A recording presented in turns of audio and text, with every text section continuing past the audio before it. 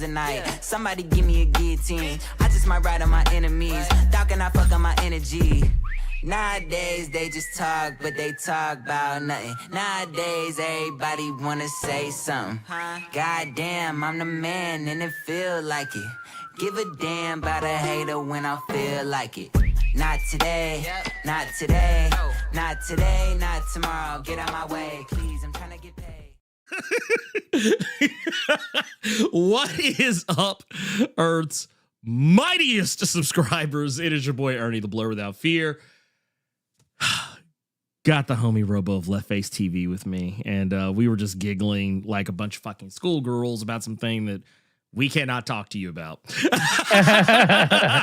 Welcome to episode, was it 62 of the Nerds of Culture podcast, the Woke Breakfast Club, with a dash of Sasson. Oh, man. And we, you know, we need it now more than ever because apparently people are losing their fucking mind. Yeah, dude. Everybody. People, nerds, presidents. Presidents, you know what I mean? Shadow presidents. Shadow presidents. That's not really shadowy, just right there in your face, being a president. Wait, what was it? I don't remember if I don't. Did I see this in your server? I don't remember if I saw this in your server or not. So if I did, I totally stole it from your server. But I was actually in somebody's server at some point. I'll have to I would have to actually, I would legit have to go back and look. Oh, okay, no. I know exactly where I got it from now. My bad. I know exactly where I got it from. Y'all will now know too. It was a meme. And I was like, man, I can't believe that after all these years, after all this time, all these motherfuckers who like been talking about how much they fucking hate the prequels. The prequels, I saw your post. Yeah, they didn't learn shit. They didn't learn shit. Like, look at this shit. Look at this shit. Look at this shit. Look at it. What is this? You see Musk's son be like, I want you to shush. Yeah, I'd be like, shut the fuck up. You shut the fuck up, bitch. Stop. Isn't that the one that has like the weird ass fucking like wingding name? Was that the one? His name is X something, and then like, some symbols and shit. Like it's the most secure password ever. That's right. Like That's it's right. Like one uppercase, one lowercase, a special symbol. It's got a special symbol. It's at least 12 characters, dude. That motherfucker, right. Like if you put his child's name in like a password generator, it'll be like strong. This is strong. Yeah, strong. Yeah. Bless the kid's heart. I'm not trying to roast the kid, but I'm just saying, man, your daddy fucked up. That's on your dad. Is it wrong for me to say I could tell that he's a little shit? I could just tell. Yeah, no, he's. I could tell. Look, your dad's Elon Musk, okay? That's right. Yeah, you know he's a spoiled little fuck, and I could just tell. Everybody's super happy about him talking shit to Trump, which I'm like, yeah, for real. But for me, it's like, okay, it's Trump, but just the fact that little kid, he does that shit. Again, he do that shit to everybody. I'm like, I will Spartan kick you across this room, dude. Talk to him. I'm just saying, like. I mean, it is what it is at this point. Hey, what are you gonna do? You know, I'm not gonna do anything. That's what I'm gonna do. I'm not gonna do shit. I am gonna say though, shout out to my peoples out here on the YouTube side and on the Twitch side, and you know, oh man, I'm gonna risk it. I'm gonna risk it just for us.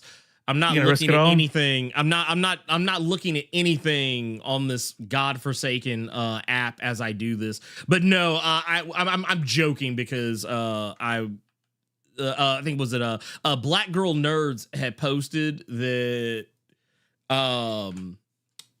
someone had already like leaked the post credit scene to the ending credits, after credits, I was like, yeah, I'm keeping this. We're just gonna go ahead and sign out of this. Yeah, I'm out the game, y'all. I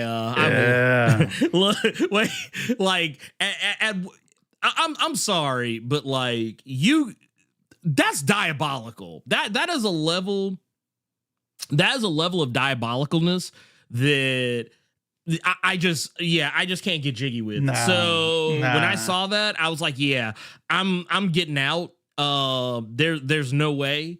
I was like, there's absolutely positively no fucking way y'all are gonna get me this time around. So yeah, I did realize that maybe I should post the show at the very least on social media. So I'm like, let me can I open it real quick and then drop my shit and then get out? Just look at it through like squinty eyes, be like, all you're looking for is the post button. That's it. Right. That's it. Yeah. That was what I did. I was like, ooh, where's the plug? There it is. Okay, got it. I got it. Get out. Go.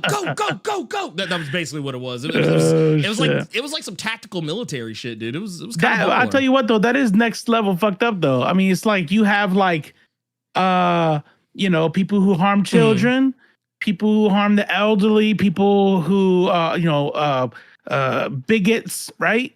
And people who spoil shit before people get a chance to see it. Like it's right there. Yeah, it's in that group. Shit. You know what I'm saying? I don't like that shit at all. I third generation don't like that shit at all. I'm not gonna lie. That's a fast ass way, dude. That's like. There are 3 things that'll get you like insta blocked.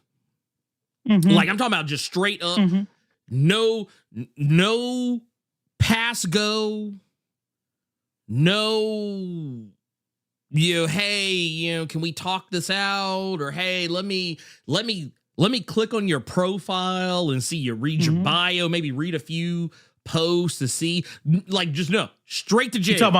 You talking about people who post hashtag free our hostages? Yeah. Oh man, dude.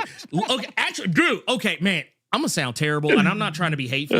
Actually, let me add it. Make it 5 things, because one of them is whenever I see somebody that has in their bio like God first, or I see like all the Christian like crosses and stuff. I'm like, so you gotta go. You got to go. I'm sorry. Like this is look. You could be Christian, just don't be a weirdo, man. Don't be weird about it. Yeah, you're a weirdo. don't be fucking like if I hover over your profile and it's all like God first, da da da da. Okay. Yeah, you do, but we're clearly not gonna have anything in common. So let me just go ahead and knock this out early. Look, it's like, man, maybe I'm not rooting for everybody black. Maybe I'm not. Maybe I'm not. Right? Okay. Right? Maybe I'm not. I'm saying. Keep it. Wait, go for 6 and keep it holy. I tell you what, we'll make it 6. Okay, so is that we're going? It's the release the hostages. If I see you just to make it fun, just to make it fun. If I see AI, like if I see you post an AI video, like brag and not only post an AI video, but also post an AI video and brag about how it's so much better than anything someone actually created, or like you try this is awesome. Like right. Or you're crying because you can't copyright it because it's fucking stolen content. Insta block. Like instantaneous. Like there's like it's not even like a it's not even a question. Like it's not even a question to me. Like it's just like I'm just gonna be like, well, yeah, duh. Like it's like automatic duh. I got a new one for you. I got one that I do now that I had to start. I had to do it for my own wellness because I would just be talking to them. Yeah, I would never post about anything else. If you post some fuck around and found out shit, making fun of people getting deported, auto block. Yeah, auto block. Okay, you know what? That's another one. Yeah, can't fuck with you. I'm gonna do like a blanket blue MAGA. Like if I see like you posted some blue MAGA blue shit, MAGA, you gotta go. Like, because to me, blue MAGA is just as bad as like you know what it is? Yeah, because you're making it's now about bigotry. It's not about woke scolding. It's not about now you're just straight up being a bigot now. Okay, got it. But you're being a bigot behind the wall of pretending to be a leftist. Yeah, like you're using your leftism as a shield so that you think, oh well, no, because I'm on the left by default, people think I'm not a bigot. Right. But it's like, no, you're a bigot. You're still a bigot. Look, and this is I'll say this real quick too. Fuck that blue MAGA shit. But when it like now, if you want to talk about some fuck around and found out, when I see people who are like, what was it, that farmer guy? The farmer guy that made news, he was talking about how, I had a farm and I voted for Trump and they took, and then Trump took away my subsidies and now I'm going to lose my farm, blah, blah, blah, blah, blah. And then he tried to be like, well, I mean, I don't really keep up with the news. I don't really keep up with politics. But apparently you had an informed enough opinion to vote for Trump. So like, I was like, I don't feel sorry for you. So yes, you, Mr. White Man, you fucked around and found out. Now, when we talk about people getting deported, and I want to vote. Okay. Thank you. Okay. Because I want y'all to understand something. And I know it's fun. We're memeing. I know memes, we get caught up in the meme. We're like, oh man, we got him. We got him. See that? That was so funny. We got him. But I want y'all to understand, and I know that no one here is really doing this, but I'm just talking about just in general. So if you see this, you know how to move. I just want to say that do not feel as though because I don't remember the exact number, but I know like, when they were sharing all the demographics, it was like, was whatever percentage of Latino men or Latino women, yada, yada, yada. But here's the thing. The people who are being deported could not vote. That's right. Now, okay. Now I will make a special caveat because I did see some videos of people who may or may not have been actual citizens who were talking that Fox News bullshit. If they get deported, I mean, I feel bad for them just the same. But I'm like, you know what? You voted for this. Like, I'm not, like, I'm still sad for you that you got deported. I don't think anyone should be, like, first off, there's no such thing as being illegal when we are all sitting on stolen land. Let's just go ahead and say that right now. like nobody in this motherfucker is illegal. But I don't think we should be like blanket, this random, Mexican person, Hispanic person, whatever, Muslim person,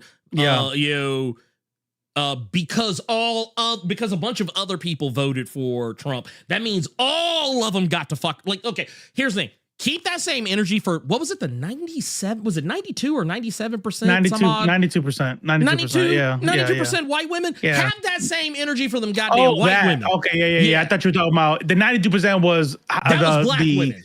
Black woman, right? That was black. I don't remember. I wouldn't be surprised if it was 97. Probably. I think it's 90. I think it was actually 97. Like 97% of white women voted for this motherfucker. So here's the thing. Wild. Have that energy for them. I have all the energy. Right. Like when I see white women crying. Here, I'll open this motherfucker up. And that's your people. This motherfucker up and put it right. Put it right under the tear duct so it can get in there. Yeah. Ooh, look at that. Ooh, let's start. Oh, sorry, it's like 75. It's most of them. It's most of them for sure. Oh yeah. And I tell you what, I did canvassing for Stacey Abrams here in Georgia. And let me tell you all something. I saw a lot of households where I'd go to them and there was only one woman on my list, but a dude answers the door. And it's like, hey, that's my wife.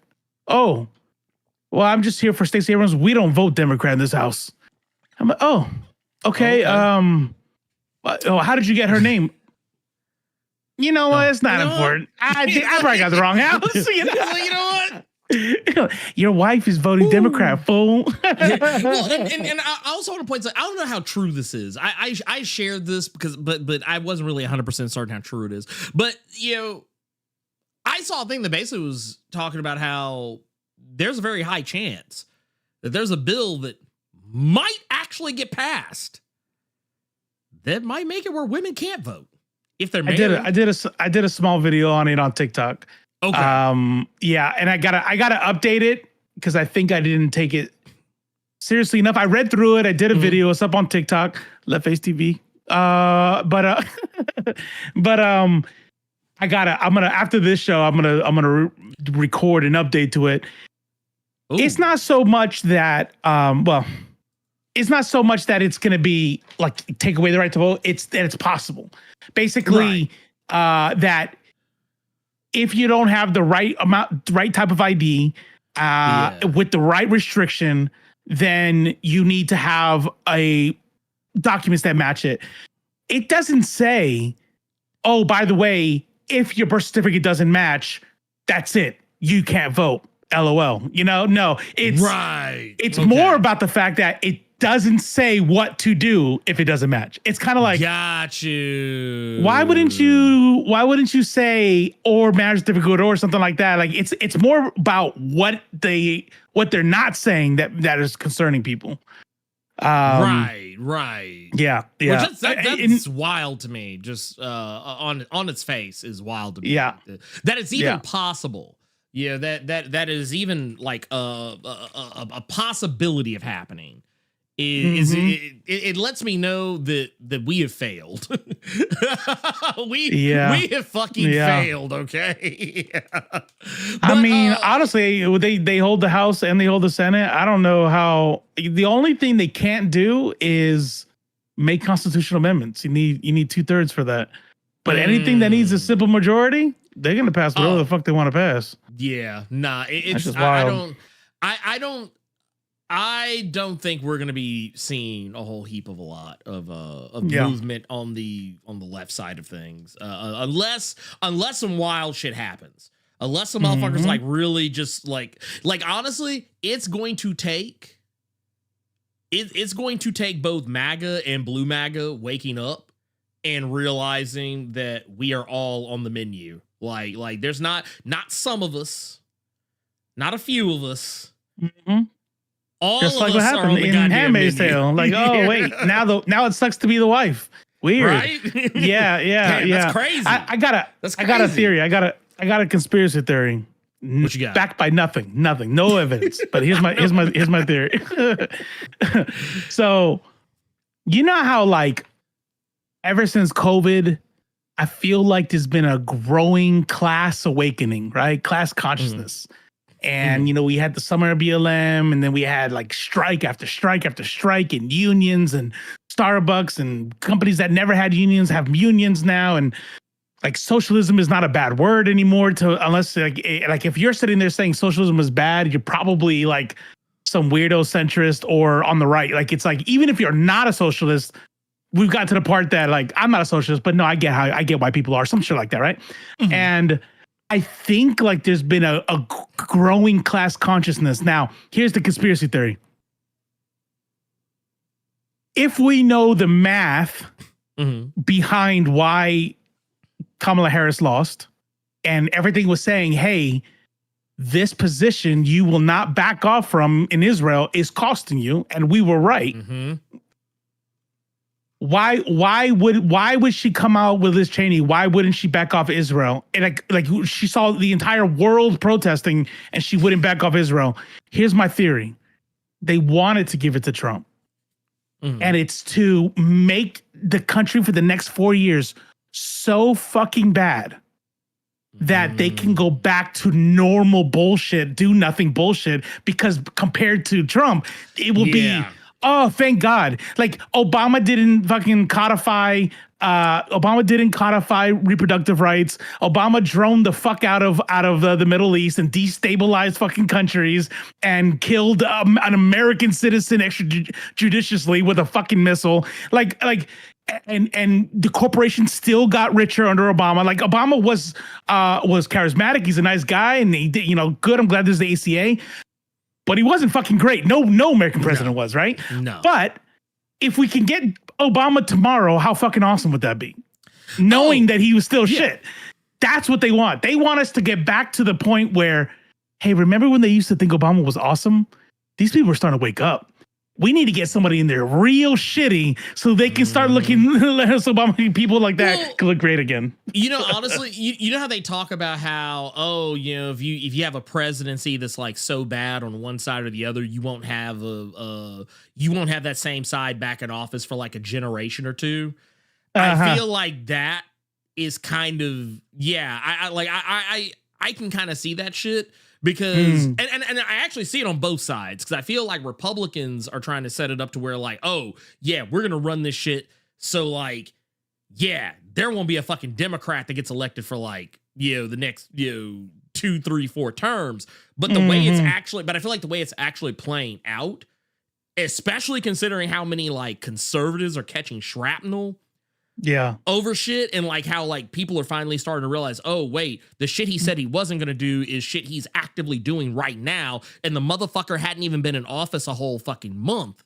That's right. I feel like what people are gonna start doing is gonna be like, oh yeah, we look, the first do nothing Democrat who walks along. And I love that term, actually. I've always loved that term because it's so appropriate for a lot of Democrats. The next do nothing Democrat. Like, honestly, I think it was actually so bad, even though I think like Kamala Harris screwed the pooch. Yeah. She screwed, like when I say screwed the pooch, I'm talking big time screwed the pooch. Like, she screwed the pooch so bad that I don't think anyone would actually go out of their way to vote for her if she tried to run a second time. But I feel like if she tried to run again, Trump will be by that point have been so bad. Yeah. That people again, like, exactly. Man, we fucked up. Please come and save us. Mama. like the, you know what? Coconut tree. Fuck Gaza. Yeah, bomb the shit out of it. I don't give a fuck anymore.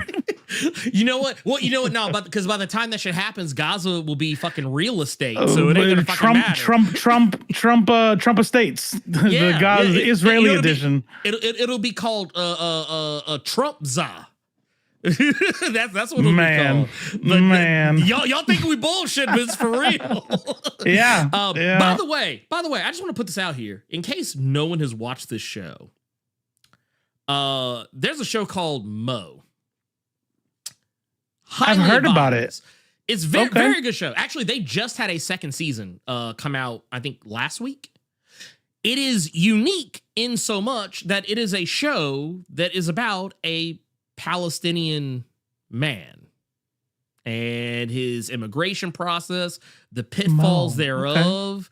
And honestly, I am shocked. Like, actually, I remember when I discovered the show, like, it had already been out for like a year or two, like, in some change. I was like, man, there's no way Netflix renews this shit. I was like, there is no fucking way. And they fucking did. Now, I don't know if it gets another season after this, but I do recommend it. I actually do recommend it. Have you started Severance yet? I did. I'm on season 2. There you go. How you like it? I like it. I like it a lot. I will say this. It is one of those shows that now the other day we were watching an episode and I was really tired for the reasons I told you off camera. And I nodded off. But Severance is such a wild ass show. Didn't matter. No, I didn't like. Matter of fact, when Common Side Effects. I started Common Side Effects too. I did see that. Yeah. I do need to watch. I need to watch. It's there. I just need to actually watch it. Yeah. But no, I've enjoyed it. I've actually we mainlined the first season. Got into. I think we're on episode 2 of the second season, and I think there's only been like 4 or 5 episodes. 5. Yeah. I think it's 5, 4 or 5. Yeah, something like that. But I loved it. I like it. Yeah. It's that show. I'm actually shocked is doing as well as it is, like from a public opinion perspective, because it's one of those shows that it does not spoon feed you shit. You have to pay attention. That's right. I will tell you this much about Common Side Effects. I saw the first 2 episodes. I really enjoy it, but I see what the problem is going to be. And it's going to be, and I know there's no way someone in chat is not going to disagree with me. I know. I'm ready. It's okay. Oh, shit. But there is this idea, this conspiracy-ish, and I'll explain myself, about the idea that the pharmaceutical industry doesn't want to actually cure you of anything. They because they make more money in the treatments. Okay. Right. Now, for those who don't know about the show, the premise of the show, it's an Adult Swim show. And basically, this dude found a mushroom that cures everything. And there are different agencies from pharmaceutical companies to government and then the shenanigans. And it's actually kind of it's Adult Swim, but and there are some funny moments, like the DEA agents that are after him are kind of like goofy. They're funny, but it's kind of mostly a serious show. And this is the common side effects on Adult Swim. And it promotes, I can look at it like fiction, but it promotes this.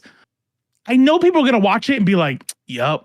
That's real. Yep, I guarantee that shit's happening. That shit's happening. I'm like, it's like, calm down. When people start doing that shit, like there's actually like scientists actually have the cure or are making you sick in purpose. It's like the reason why I find, besides the fact there's no evidence for it, the reason why I find it so harmful is that you miss the actual problem.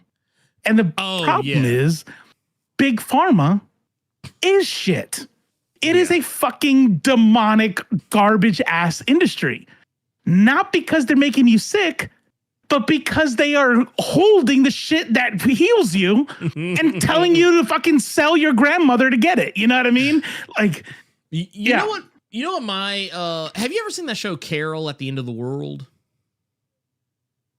I've heard of it. I've never seen it. It's another like kind of like a adult animated series. Mm-hmm. It's one of those where like it's like middle-aged white woman who like is kind of milquetoast and just has like a very boring, mundane life, like no excitement to it whatsoever, and like the entire world around her is ending. Like the actual world itself is ending. Oh wow. But like it's literally one of those like, oh shit, the world is going to end in like any second now. Wow. Like it is not like and everybody knows it and everybody is living up their life and she is only just now trying to like break out of her shell, but she's so bad at it. When I saw Common Side Effects, I kind of got that vibe from that show because like it's one of those. You know, they're not about the same thing, obviously, but I was like, oh, it's gonna be one of those shows that's very like bespoke. That's what I like when I first took a look at it. I was like, this is gonna be one of those really bespoke shows where like I'm not gonna lie. Oh, I've seen it. Yeah. Mm-hmm. That and was the eyes are super close together. I've seen that shit. Yeah. It's like her parents like old as shit, but they're like nudists now and like. Right. And now they're in a throuple, like, and shit, because like they're like, fuck it, it's the end of the world. Like, fuck it, let's do our shit. Like, not saying it's the same thing, but yeah, but like, yeah, I was kind of like, oh, this is gonna be one of those shows that's just like, yeah, I'm not like, you're not gonna be able to tell me like what to expect of it. It's just one of those things like I'm either in it or I'm not. Yeah, exactly. It's like I'm either in it or I'm not. Yeah. But I find it super interesting. I the little tiny humorous breaks in it, but I do find it interesting. Devontre, then why don't they use those medicines on themselves? Them not using medicines on themselves is a claim. That is certainly a claim. You would have to back that up. I don't know that they don't. I know that my son had cancer. And instead of secretly keeping him on cancer so they can make the most amount of money of him, they cured him. Yeah, like they actually ran him through the process. Yeah. Well, you know what it is? Here's the thing. I think it's corporations. Yes, corporations most certainly go out of. I won't say the aim is to like make you sick or unhealthy. They just don't give a fuck. They don't give a fuck. Yeah. That's actually. You saying that is exactly it. It. And that's when you start realizing the problem. You know what I mean? Capitalism is the problem. It's like what we put in our foods is making us sick. And then there's two ways to look at it. Aren't you wondering why they want to keep you sick, bro? And it's like they're keeping us sick because the ingredients that they put in there allows them a greater profit margin. Whether we get sick or healthy is irrelevant to them. What is going to be my margin, my profit margin on the other side? You know what I mean? So, yeah. It's one of those, like, I totally get it. Like, I totally get why some people would even like have that line of thinking, because it's easier to see the most, it's easy to see the Cobra Commander levels of shenanigans, like, that it like as opposed to realizing that there was no plan. It's just a large amount of don't give a fuck. And that's, and that's what it is. That's corporate greed. That's corporate greed, like 101. It's the reason why it's the reason why I have adopted the mantra of Dr. Doom. I've adopted the mantra. Dude. Dr. Doom said no more wars. No more wars. Yep. He said free education, universal. He actually used the words true universal health care. He talked about income inequality, food insecurity. Man was literally cooking. I was like, dude, shit. I don't know about these Avengers, but yeah, dude, whatever you need, man, you just keep saying that shit. All that shit you just said. You just keep saying that shit. I don't look. You can lie all you want. I don't care if you lie. Just look, hey, I ain't married to you. I ain't married to you. Shit, fuck it. You. That's right. That's right. Shit. Elite, it's not pesticide. I'll send you a link. Don't worry about it. There's no pesticide in cereals. And lastly, before we move on, I will say this much. The other harm in this one of the things that I think about a lot is how the idea of like secret societies, you know what I mean? Illuminati, or if you're an anti-Semite, the Jews, or whatever the fuck you want to believe about this hidden organization, this shadow government actually running shit. And it's like, bro, they're doing it in your face. Yeah. There's no shadow government. You want to look up your shadow government? Go to the fucking .gov website that says, here's how many millions of dollars I lobbied to make sure the guy I wanted wins. And the guy who freaking went back on his promises because AIPAC told him to. Like, you know what I mean? Like, billionaires, we live in an oligarchy and they do it to our face. We don't need a shadow government. I would also like to point out too that like most of the time, like in the case of like if you look at like most presidencies, especially, they don't make up these bills. Like, I promise you. No. The bills come from Congress. Yeah, exactly. Yeah, the bills come from Congress, and a lot of times, even they don't actually come up with them. Right. The lobbyists, exactly. Lobbyists come in and they promote these bills. Say, okay, here, this is what we want you to push. Like if you ever watch one, like, man, I actually, when I was a kid, I used to fucking hate when political dramas would come on, but I've actually caught myself recently getting really snatched into them lately. But like when you go back, like even though, oh man, Kevin Spacey's totally a piece of shit, but I remember when I used to enjoy House of Cards before I discovered he was a fucking monster. You would always see those things where like, oh, here's the lobbyist is coming in from this one company or I'll tell you what, I'll use a better example. Veep. Watch Veep. Infinitely better show. Me and Manny started it. It's good. It's very good. It's dry, but it's the right kind. It's like it's the right kind of dry. Yeah. It's got to be your kind of humor. It is ours, so yeah. But what I love about it is like, oh, hey, the big oil guy's here. Okay, so hey, what do we do? Hey, the big oil guy, he wants this. He wants you to do this. So you got to vote this way. And she's like, okay. And then it's like, oh, but wait. Dude over there wants you to go this way. It's like, well, which one should I do? Yeah. I mean, either way. I'm sorry. Let me rephrase that. Which one is offering me more money? Right. Which one is paying us better? Well, right. You're actually getting this many zeros on the back end of the check. How's about that? Here, come on, right this way, sir. Right this way. Look, the government is bought and paid for. There are actual receipts. And the thing is, there are instances where we've seen people try to like fix that to where like, oh, you shouldn't be able to own stock. You shouldn't be able to trade stock. You shouldn't be able to like do this. You should be able to do that. Yeah, it's a pipe dream. I don't think that shit's ever going to actually like get fixed. Not in my life. I don't think it's going to happen in my lifetime, but probably not. I would love to see it. But it's never going to fucking happen. We might not ever get a chance with these next 4 years. Who knows? I actually love to reflect, like, because you know what? Because we've been gaslit so much.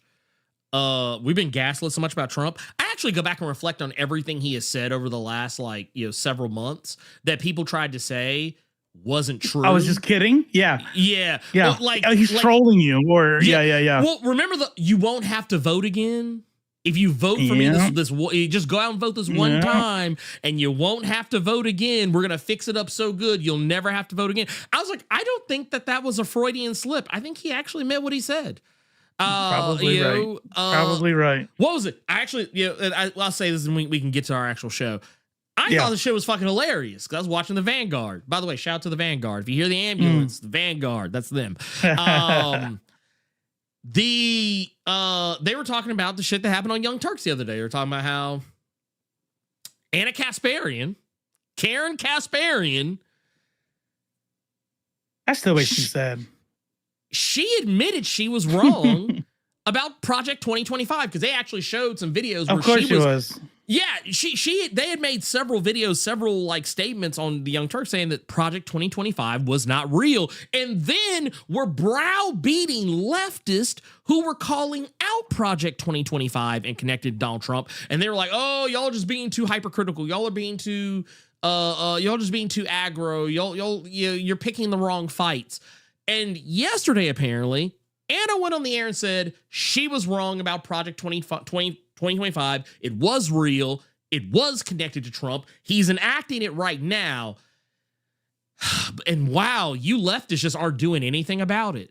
But like you were literally, my Lord. You were literally, my Lord. You were literally just browbeating the fuck out of leftists for being aggro about it. Now you're trying to say, oh, it actually was real. And man, sure wish you guys would actually showed up for that one.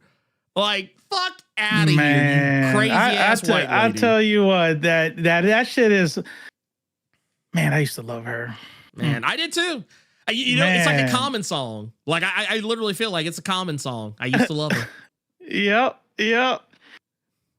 I tell you, like that whole shit is such a crash and burn. The idea. Here's the thing, though. I want to know.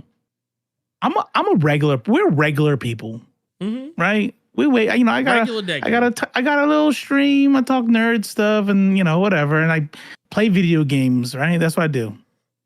How the fuck are regular people like us gonna easily read a couple news articles, check out Project 2025, make all the connections, see who's writing it, line up the people who's writing it with who was in his cabinet, who's in his campaign, and go, oh, he's lying.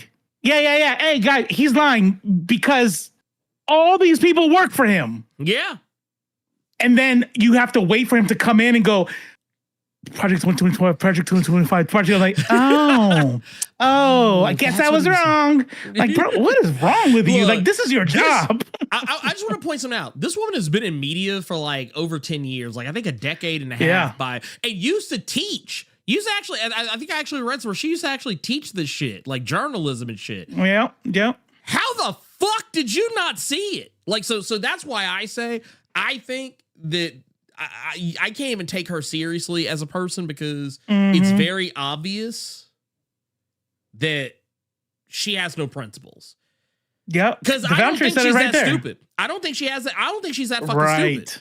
Right, and that's what Devontae is saying right here because they thought what they stood to gain was far more than what they stood to lose. Meaning exactly what you just said too. Yeah. Nah, if we saw it, you saw it. Yeah, she saw it. She saw it. She saw it, but she was in that like, hey, we're trying to get some conservatives over.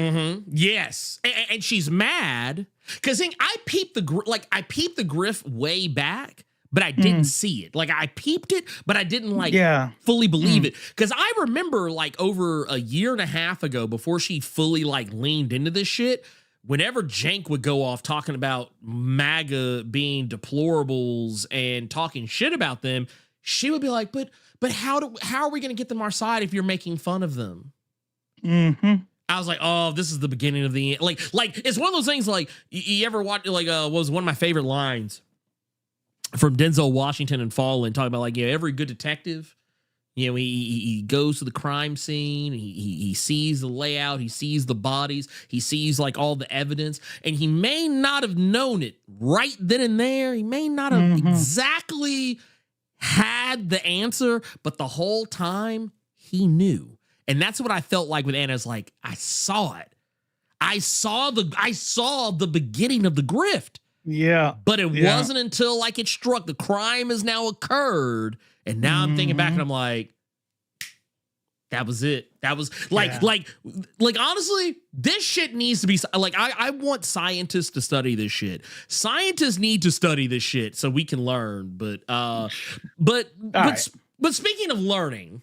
Yeah. Speaking of learning, we actually do have right here, blam, we have a 1999 super chat from Gearless Mo. Says, cast level 4 illusion. You didn't see this. Fafa. I didn't wait. What do you mean? I didn't see anything. What was it? Huh? Why is it a blank 1999? No, I don't know. I don't see anything. I don't see anything. That's a hey, you know what? Can we start introing the show like that? Robo, can we start introing the show like live from the Poly Market studio? Dude,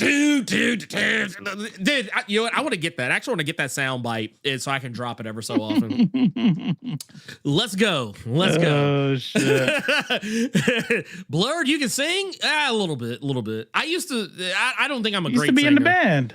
But yeah, I used to be in a band. Yeah, that is the thing. I don't think I'm a great singer, though. By my own admission, I'm not a great singer.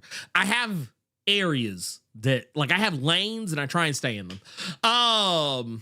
Also, I will say, we were talking earlier. We were talking earlier about, learning experiences. I want to talk about something a little happy first before we start digging in the mud. For those who don't know, we're actually going to be digging into some of the comments from one of my recent videos. Which was the Ultimates number 9. Apparently I ruffled some feathers. I ruffled my fair share of feathers with that one, apparently. So we're going to including the artist of the book. Right. Hey, and he's like, look, if I'm going to upset people, I'm going all the way. Hey, I'm going all the way.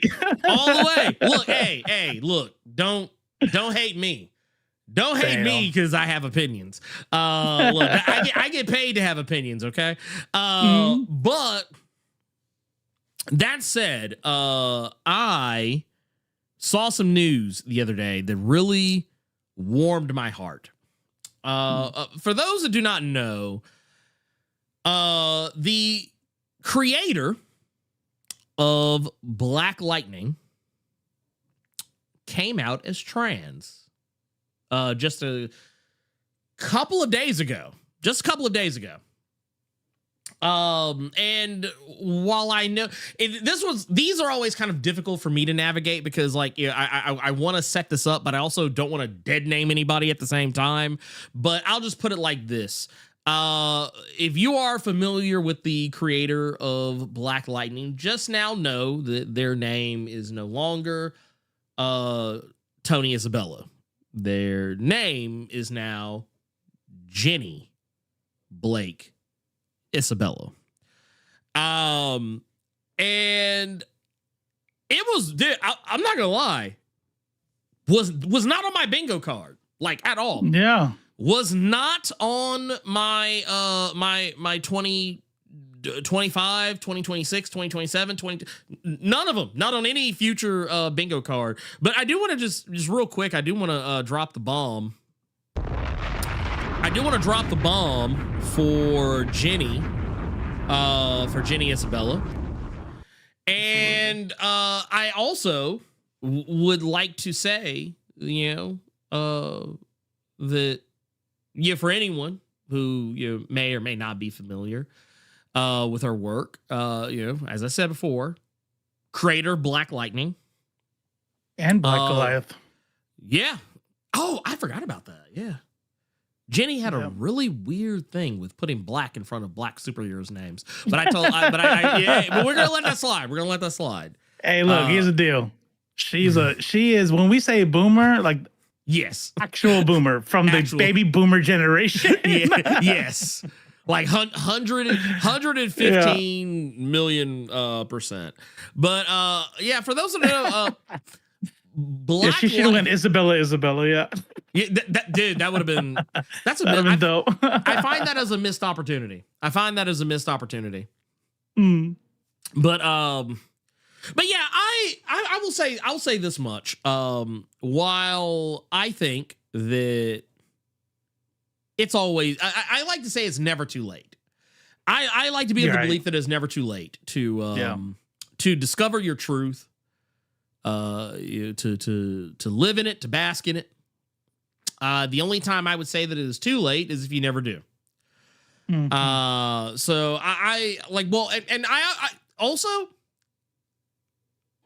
I would like to point out the amount of courage and will that it takes to do this, not just because it can be a harrowing experience for a person who is trans to come out and inform their families, inform their friends, and have to deal with the potential backlash, if for whatever reason anyone that's close to them is a bigot, or transphobic, whatever.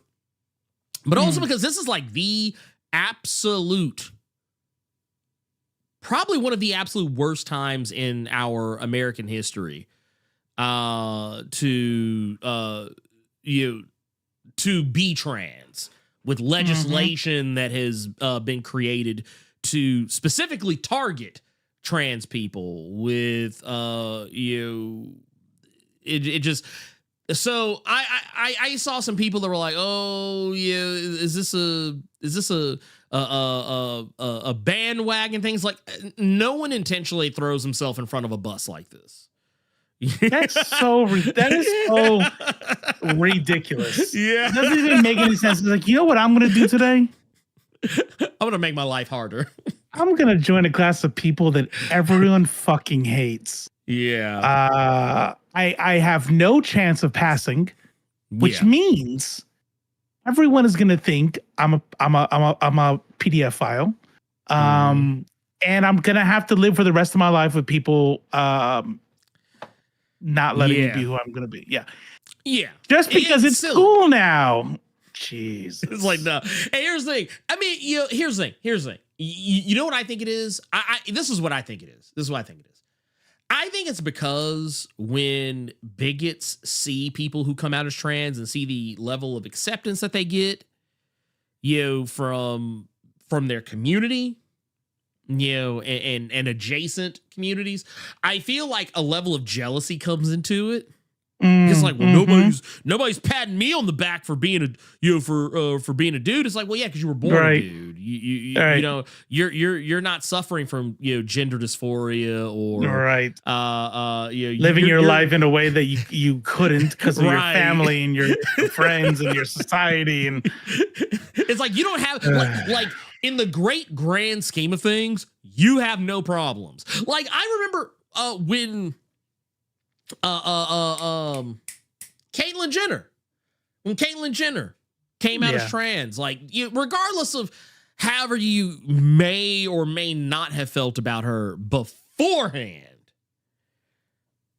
universally, I remember people being like, oh man, this is the greatest, most heartwarming story of all time. Oh my God, she's found her place in the world. She's living her truth, yada, yada, yada, yada.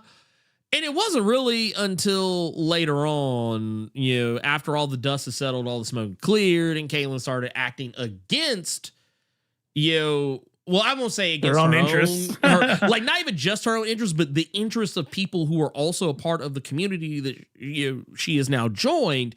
Right. That was when people started like turning on her. May she never drive again.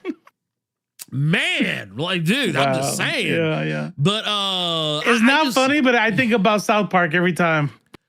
Oh, Even though that episode was like super like transphobic, but it's like the way that they did her with the whole car crash thing, I was like, oof. Yeah, that was, man. Yeah, it's like, look, I look at all this as a situation where I don't think that, no one signs up for this lightly. Right. And like you said, at this particular stage of game, and I want to look this up. Actually, I actually want to look this up because I actually didn't do this beforehand. I forget exactly how old Jenny Blake is, but I'm 72. I was thinking 76. So I actually added years onto her. So was that right? Is that what it is? Let's see here. 73. Okay. As of this past December. That's awesome. I don't know. That's just wholesome. This is wholesome. When you're like, you know what? I am not long for this world. Man. I'm just going to be me. And you know what? I love to see it. But to go back to something you said, like, because of the fact that that there's this late in the this stage of the game and the way that like hormone therapy works and like it's one of those situations where like a person and this is why I not to make it too 70s, 60s. It's a little black power, a little political in my opinion. I don't mean to make it a little political, but God. I don't mean to make it so political. But this is the reason why gender affirming care is important, because people who typically have that care early on usually transition better, have an easier time transitioning than people who find out, later in life and then try to transition. It becomes not to say that it's like so much harder, but like it just, to achieve the, what I guess would be like the optimum transition conditions, you kind of need that. So like in this particular case, it's not to say that like, well, that's too damn bad. No, it's not to say that. It's just that, so when you think about the situation as it stands, like, it's not going to be, this wasn't done for brownie points. I don't think it was done for brownie points at all. And honestly, I don't think anyone should do it for brownie points. I mean, that's just, like, honestly, at that point, I would think you were a psychopath or sociopath of some sort. But, like, I think that, this is one of those situations where, Jenny's walking into what is effectively a social minefield. That I don't think anyone should, have to walk through, but I'm happy for her. I'm happy for her that hey, everyone should find, like, honestly, I hope everyone finds their truth before they go to glory. That's right. That's what, why we want things to move in the direction that they were moving, because it's what it's about. Like your sexuality, your gender identity, like who you are, you should be allowed to be. You know what I mean? Like there was even a conversation like about like femboys, and it's like am I these people who are like I'm a boy, I like girls, I like skirts and nail polish too. So what? Like you know what I mean? We would demonize those kind of people, call them cross dressers and stuff. And our younger generations, like the Gen Zs, are like Nah, I like girls. Right. And I still want to wear a skirt. Fuck you. You know what I mean? And it's like, just do you. That's it. All we're asking is to not hurt other people and just do you. And it's like, for the conservatives, it's the opposite. It's like, don't do you and make sure you are as harmful as fucking possible. It's like, what? Well, you know what it is? It's because every accusation is a confession. Osiris, man, bingo. I saw a meme like that where it was talking about like, Gen Xer sees David Bowie completely androgynous and pansexual, and his package is always out in his fucking spandex. Fucking awesome, man. Let's go do some coke. 30 years later, like these kids can't tell which bathroom to use.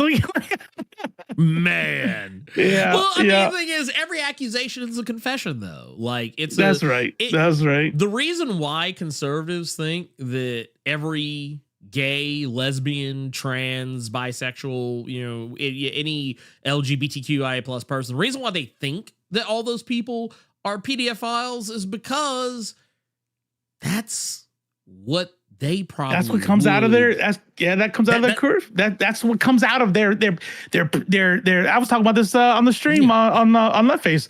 Yeah. Boy Scouts, priests, pastors, youth pastors. You know what I mean? Like this is like this, and that's because it all spawns from that sexual repression. Right. Yeah. And so 100%. because of movies and the sexual repression that they have in their own minds, because they're not allowed to be truthful about their sexuality, they're not allowed to explore themselves, to even find out what's right and what's not, that they, and then to see that sexual deviance come out later.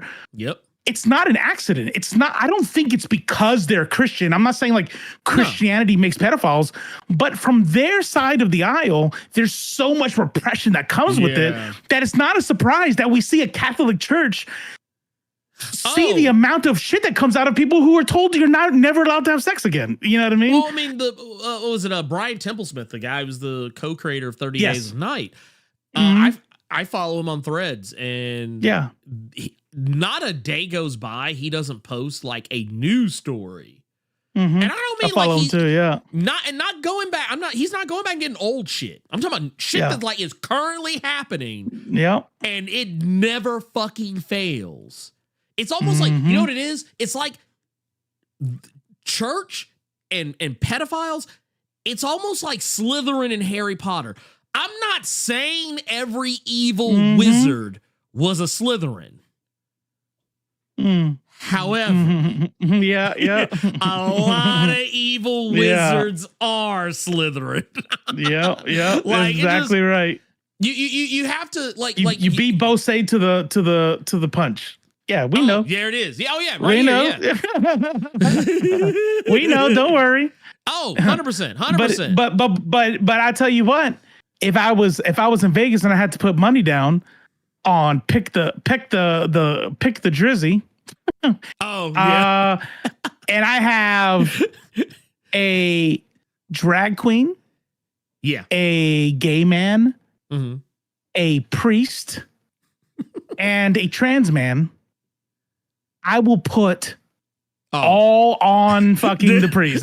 Well, damn, that was a weird string of words. All on the priest. All in. Dude, no, you like those scenes in the movies where like they're at the craps table, they got all the chips, and they just shove it on it. That would be me. I'd be like, all in, baby. Go. Daddy needs a new pair of shoes. Right? I'd be like, look, hey, wife need clothes, baby needs shoes. Here. Hey, blow on these real quick. That's Woo! right. That's right. Look, let me tell you something. I look, and I think this right here. I think Maddie just said, like, just right here. That's it. They hate our joy, our self-love, our self-liberation. They hate themselves, and they put that hate on us, and that's right. Is the God's honest truth. It's like what, like I said, it all comes back to this. Yeah, I said this about Black Pride and Black Power. Yeah. You know what I mean? It's like, it's that same thing. It's like, oh, when I think of like white power, when I think about my place in the world, it is built on hate, right? Yes. Everything about my culture is built on genocide and hate and conquest, right? To the idea that when I hear white power, it is to say that I am better than you and I will fuck you up, and I'm like, I am better than you. I want you to be afraid, right? And it's I am better than you because I am white and you are not. They say Black Power and Black Pride. They're projecting. It's the same thing. 100%. They hate that it's self-love, right? Yeah. Right. Like one thing is, and it's like I used to tell people. I don't think there's anything wrong with being proud of your culture Right. your heritage. That's the key. Where you come from. However, white's not a culture. If you are proud of yourself because you're white and other people aren't, like if you think like when you get to the point where you think that it makes you better than everyone else, yeah, that's when you run into a brick wall. That's right. Dean Starr, shut the fuck up. Oh, you're a dumbass. Yeah, I was gonna say, I saw this must be Dean Cain's burner account. There's no racism. Nobody hates you because of your skin color. Racism is not a real thing. Shut up. Yeah, you're lost. You made a wrong turn somewhere. You were in the wrong chat. You like, I don't know what the fuck, like why you're here. I have no idea. But look, I just want you to know, I say this from a place of love, and I hope that you understand when I tell you this, Dean. You do not belong here. So, goodbye. Yeah. Hey, it was nice knowing you. Look, now you can just sit there and just watch. You can just be mad and watch. Look, I'm just saying. Look, and I'll play this for you so you can see it on the way out. Now you see now. You done fucked up, you know that, don't you? You goddamn right you did. Congratulations. You played yourself. You just caught the button, sir. That's right. So that said, no. I will take your message and I'm gonna and I'm gonna break it down. I'm gonna break your message down while you're here, so now you can shut the fuck up and I don't have to see you again after this. Look at this, y'all. Yes, they do. Okay, so I'm gonna read this. There are a lot of typos in this message, so I'm gonna fix them. Yes, they hate your joy. And you know what? When a man who struggles to support himself, his wife and his 4 kids, which by the way, no one asked you to have those 4 kids. Every last single one of them little crumb snatching motherfuckers was a choice. And if you have time to, while you have a wife and 1, 2, 3, 4 babies that you shot the club up to get, and you still got time to be a hateful motherfucker? Yeah, trust me. Yeah, you give a shit. As a matter of fact, you give a shit so much that you came to a chat that you knew good and hell well you were not going to find any comfort in. Yeah. And that says I don't care. Nothing says I don't care like coming here and opening your mouth. Bruh, let me tell you something. That's white privilege personified right there. That was right. White. Like y'all just saw white privilege in like its purest form. And I don't even care if you're not white. You white now. And we won't even get, you know what? Headcanon, you're white. You white. Even if you ain't white, you white. That's some white shit. You white. That's some white shit. Like him over, he came and said, I don't give a damn. I don't care if it's some darky and some I guess he's Mexican or something. I don't know. They all look the same to me. He's like, I don't care. I'm gonna come in here and I'm gonna spread my white values. Cause you know what? If it ain't white, it ain't right. I need to actually go back and find those old clips from like old WWE when Chavo fucking Guerrero was repackaged as Kerwin White. Yeah, I need to find those because that was his catchphrase. His name was so Chavo Guerrero, whole ass Mexican. Damn. Brown too, I bet. Yeah, he was Chavo, here, let me look, y'all think I'm bullshitting. Chavo Guerrero. Carlos. What's up from Brazil? Damn, Brazil, what's up? Hey, what's up? What's going down, pimp? What's going down? What you know? But no, Chavo Guerrero, whole Mexican man. Here, let's pull this up. This is Chavo Guerrero. They had this dude come out. Now, granted, this is a more recent picture of him, but they had this dude come out as Kerwin White. So he was doing old what's his name? The Dave Chappelle did. Yeah.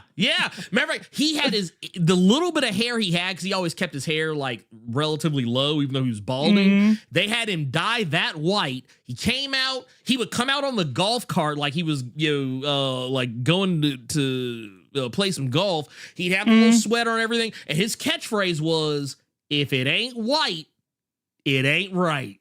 And it was like, dude, I was like, you motherfuckers knew what you were doing. You Young knew. Robo. Oh no. See, y'all need to do better by Robo, because I've actually seen young Robo. Young Robo looked like you would have thought that motherfucker was in the y'all would have thought this motherfucker was in the Samoan dynasty. Y'all would have thought he was Puerto Rican. Y'all would have thought he was one of the Rock's cousins, is what y'all would have thought. Y'all would be like, oh shit. Oh no, he's in the bloodline is what this is. That's what y'all would have thought. Y'all would be like, oh no, I used to be pretty yoked. I remember but now I'm broken because of it, so I don't know if it was worth it. Like I got bad wrist, bad shoulder, bad everything. Like, maybe it wasn't worth it. But you know what? I could have did better. But no, it's I will just say this. If actually this is the best one.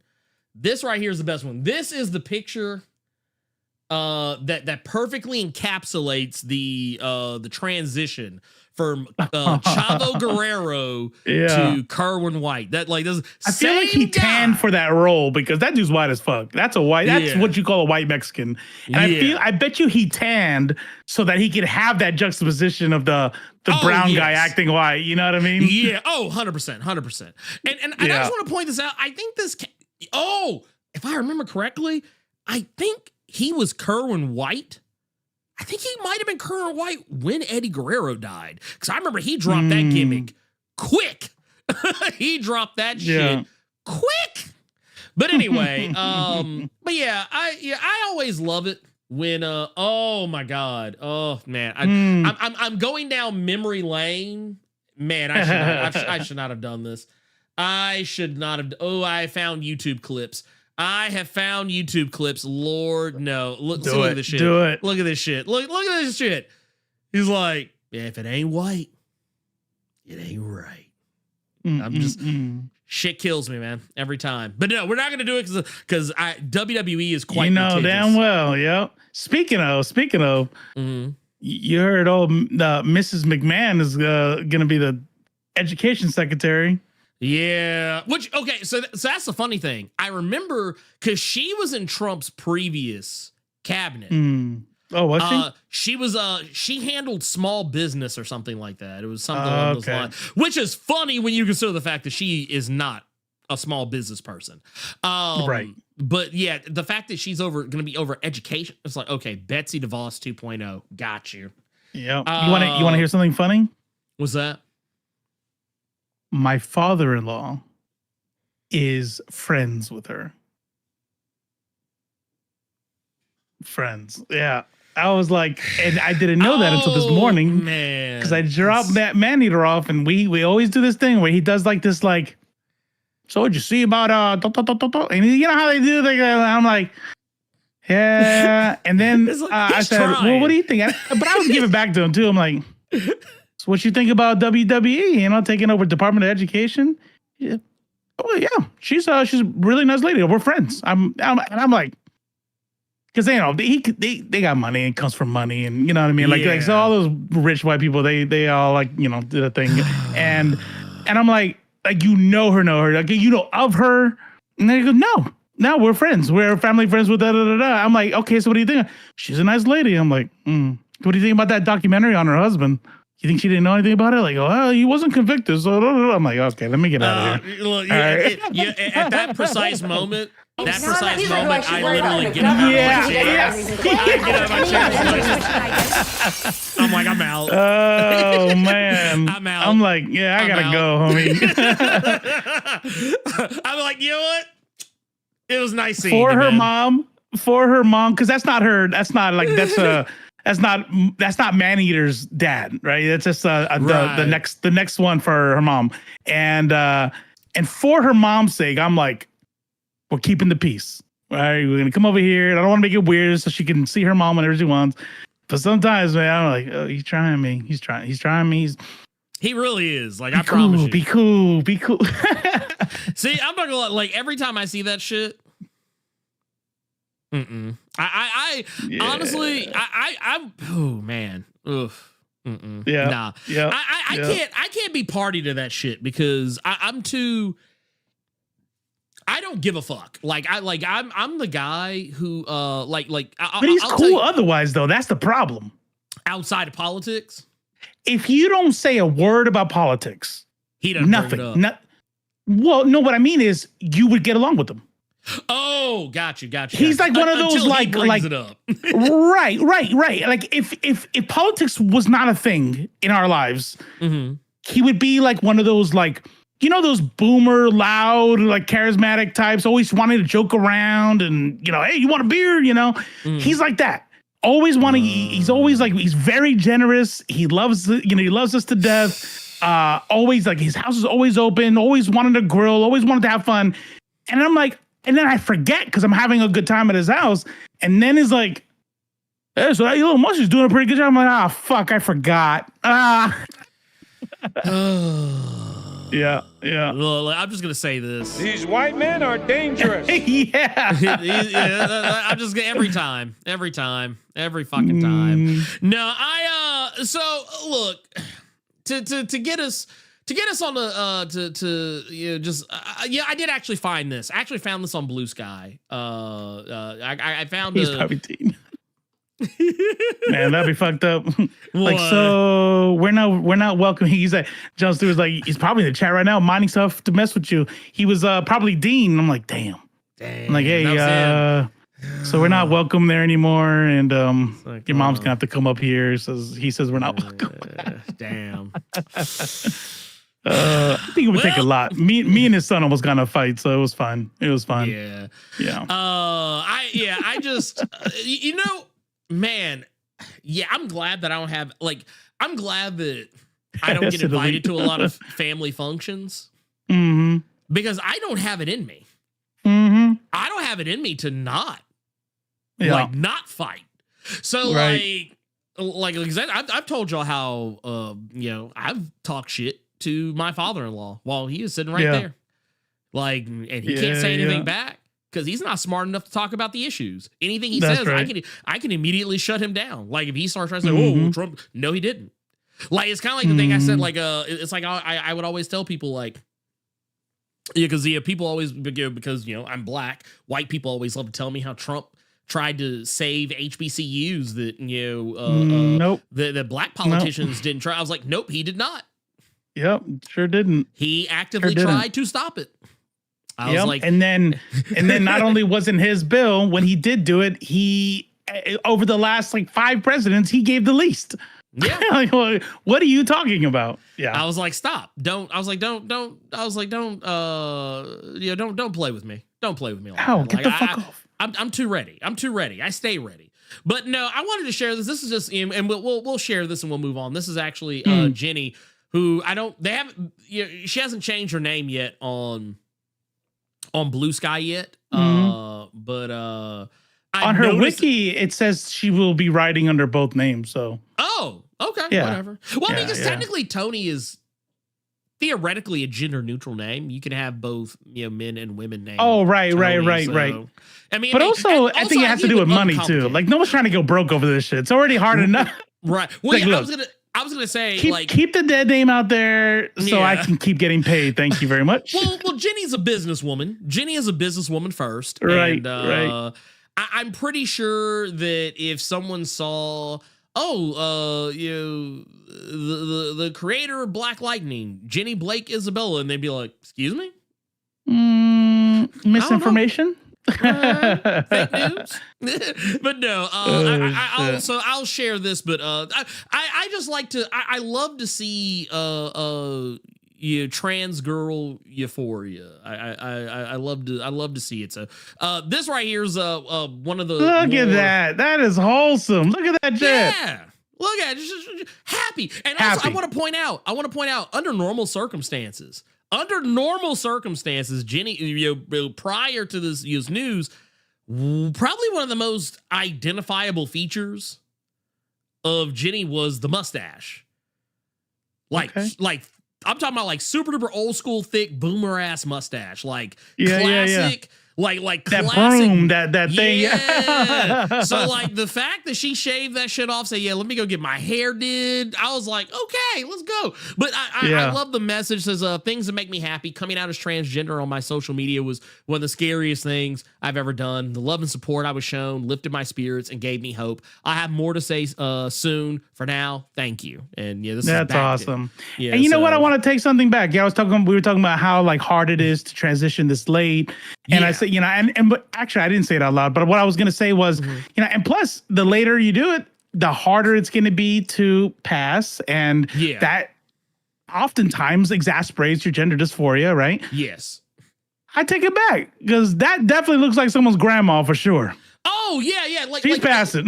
No. She's going to be able to pass. Yeah, that's somebody's grandma for sure. That's Meemaw. That's Meemaw right there. So I mean, I think we're good. I think we're good. Yeah, that's awesome. You know what? That's awesome. And even if we weren't, still valid. Still be happy. I'd still be happy. Right. That said, we're gonna switch gears and jump over into our good transition. Man, look at that. Yeah, right. Wait here. I got just the thing. There you go. I got just the thing for it. Yeah. But no. We're gonna talk about a little comic that came out. I think this was last week or the week before. I don't really remember. I've slept since then. Yeah, it's I'm not gonna lie to y'all. I think I said this on the Blerd Cave the other day. When comics, like the time frame that a comic comes out, for me, is nebulous. It is as nebulous as the actual passage of time is not linear. Damn. That's like, deep. Yeah. Like for me, I don't see time as as a as a straight line. Yeah, like and also events that happen in time, it's easy for me to mix up because I'll be like, oh shit, yeah, did that come out last week or a month ago? Shit, I don't remember. Because I read so much shit. And I actually had a little it wasn't a back and forth. I actually thought it was hilarious because I made a comment about this is something we'll say for the Blerd Cave, but the whole announcement that they're Marvel's digging up Gwen Stacy, and I made a comment about it, and this dude was like, I just wish Quotey Fingers comic fans actually read a comic just once. And nope. I was like, that's asking way too much. Well, I thought it was funny because I don't know who they were actually aiming that at. I couldn't tell if they were talking about me or if they were talking about Marvel or whatever. I assume they were talking about me because it seemed like they had a problem with what I said. But I was like, you clearly didn't look at my profile and you don't know who I am. I was like, some people might say I read too many comics. But yeah, Nerd Larson Earn living like hey, look, I'm Jambalaya Jesus too. Electric Boogaloo. But no, Jessica Santana, I was talking about that on the stream.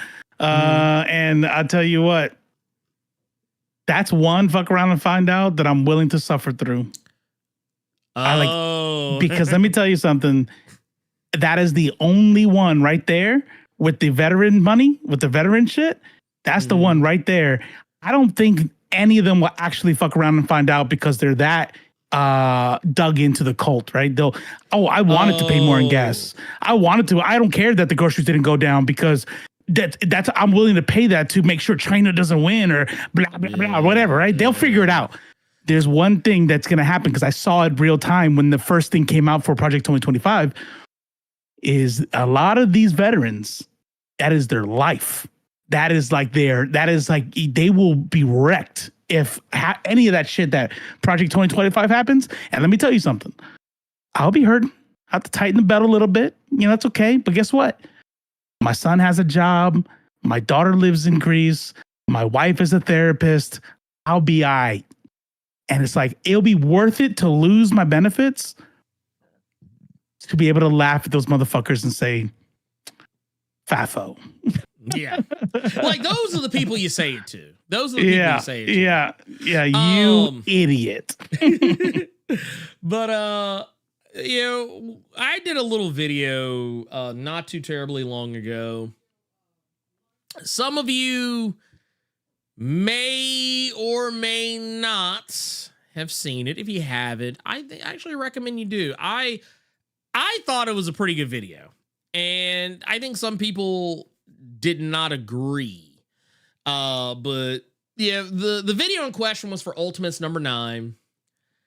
If you can't tell by the look on my face in the thumbnail, which, by the way, I just want to make something very clear.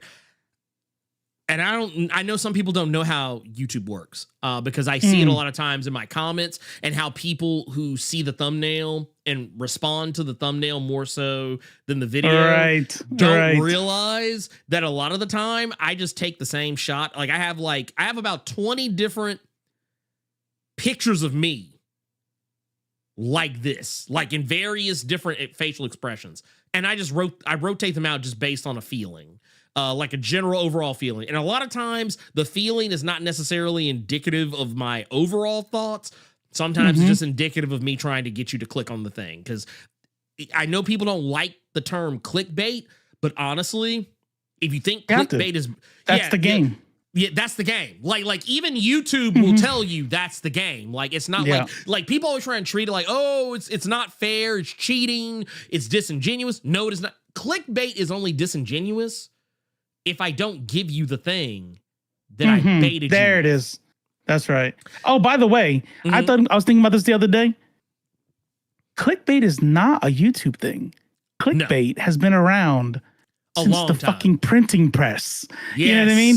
Every headline in the first newspapers was clickbait. It was a way for you to grab that newspaper and read it. Yeah. It's a way to bring you in. Yeah, 100%. Yeah, I mean, and the thing is, you have to, you have to catch the eye. And the thing is, if I put the video up there without a thumbnail, you're not going to click on it.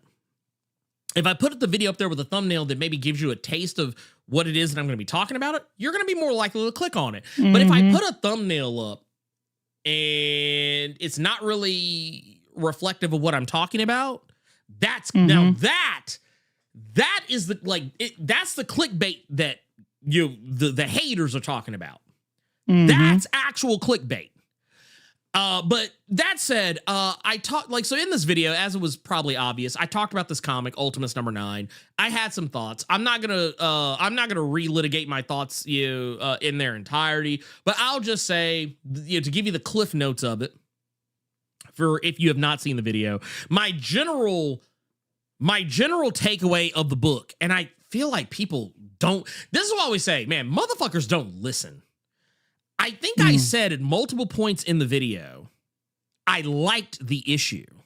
That I thought it was written well, thought it was drawn well. I didn't really specifically call out art, but I mean, it was.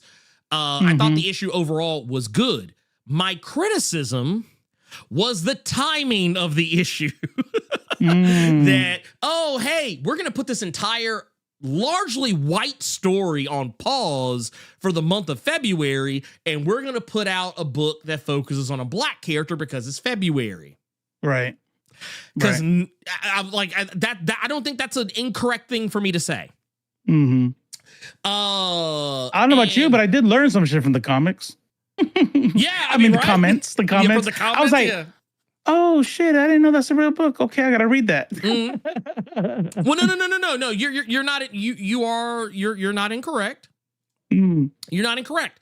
There were some good things that came out of this. Now, I'll just say this. Yeah, the long and short of it was, I thought the comic was great. I thought it was a fun read. I thought that I thought it had something to say, and I thought the messaging of what it had to say was really good. However, I felt that the timing of when it came out, as well as how this book that has largely been white, and you know what? I'm gonna share something with y'all. I want to share something with y'all because I want y'all to see what I see. I want y'all to see what I see. I am gonna relitigate this part, so just so people understand where I'm coming from. Yeah. This Ultimates team is mighty white. There's a reason why I constantly kept referring to it as the Vanillas. I kept constantly referring to it as this is not the Ultimates, it's the Vanillas. Why am I saying that? Look at this roster.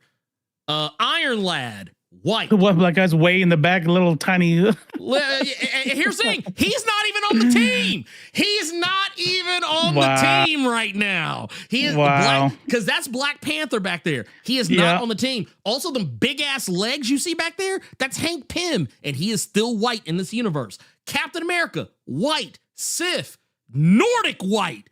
Thor, Nordic white. Dr. Doom, that's Reed Richards, and he is still white. Now, when you get to these other characters, it becomes pretty clear, like, the silhouettes they used were very misleading, because these are not what these characters actually look like. And there's another character back here, too, that you can't really tell. Also, you can see that little speck right up there. That's the Wasp. Wasp, yeah. And Wasp is, well, actually, it may just be Rubble, I don't know. But point matters, Wasp is there.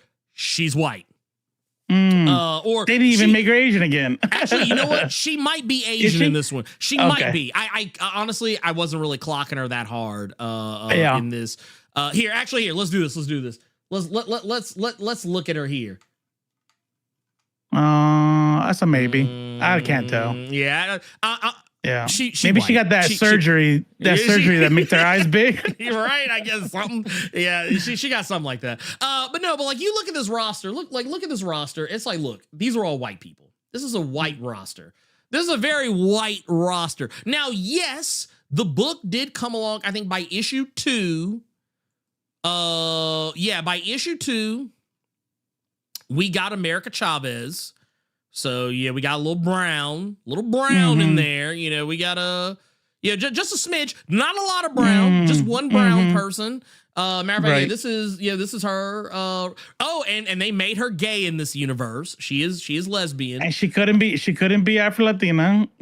No, unfortunate. Yeah, we can't have that. Yeah, that's she's J-Lo Latina. Yeah, you're 100% correct. And then we got a Polynesian. She-Hulk. That's kind of sick though, right there. Yeah, I thought that was awesome. That is pretty dope. I like that. I was like, okay, cool. We got some color on the book now. I was like, she's got very obvious ethnic features that you would not associate with a white character. I was like, okay, we're getting somewhere now. And then here it is right here. Boom. And then they gave us, wait for it, we got an indigenous Hawkeye. I was like, okay. That's kind of dope. Yeah, I was like, okay. I like it. NB too? I don't know. That's a Decade House based NB Hawkeye? I think was there like a they them on there or something? How do we know? Or they just announced it? I don't think so. Well, I mean, the issue came out. Non-binary. Yeah, so yeah, MB. I didn't really pay attention to the pronouns of the situation, so that was just one of those. I was like, oh, okay, cool, works for me. Either way, so yeah, Two-Spirit, I'm in. That's even better. Okay, so trans, yeah. So now you have added an indigenous MB, a Polynesian muscle mommy, a Latina lesbian. Okay, all right. That's looking a lot better. What did you expect? It wasn't Black History Month yet. Oh, exactly. It wasn't exactly. Exactly. It wasn't. So you know what? They must wait. Remind me again. When is Native American heritage? Oh, you can make me Google it.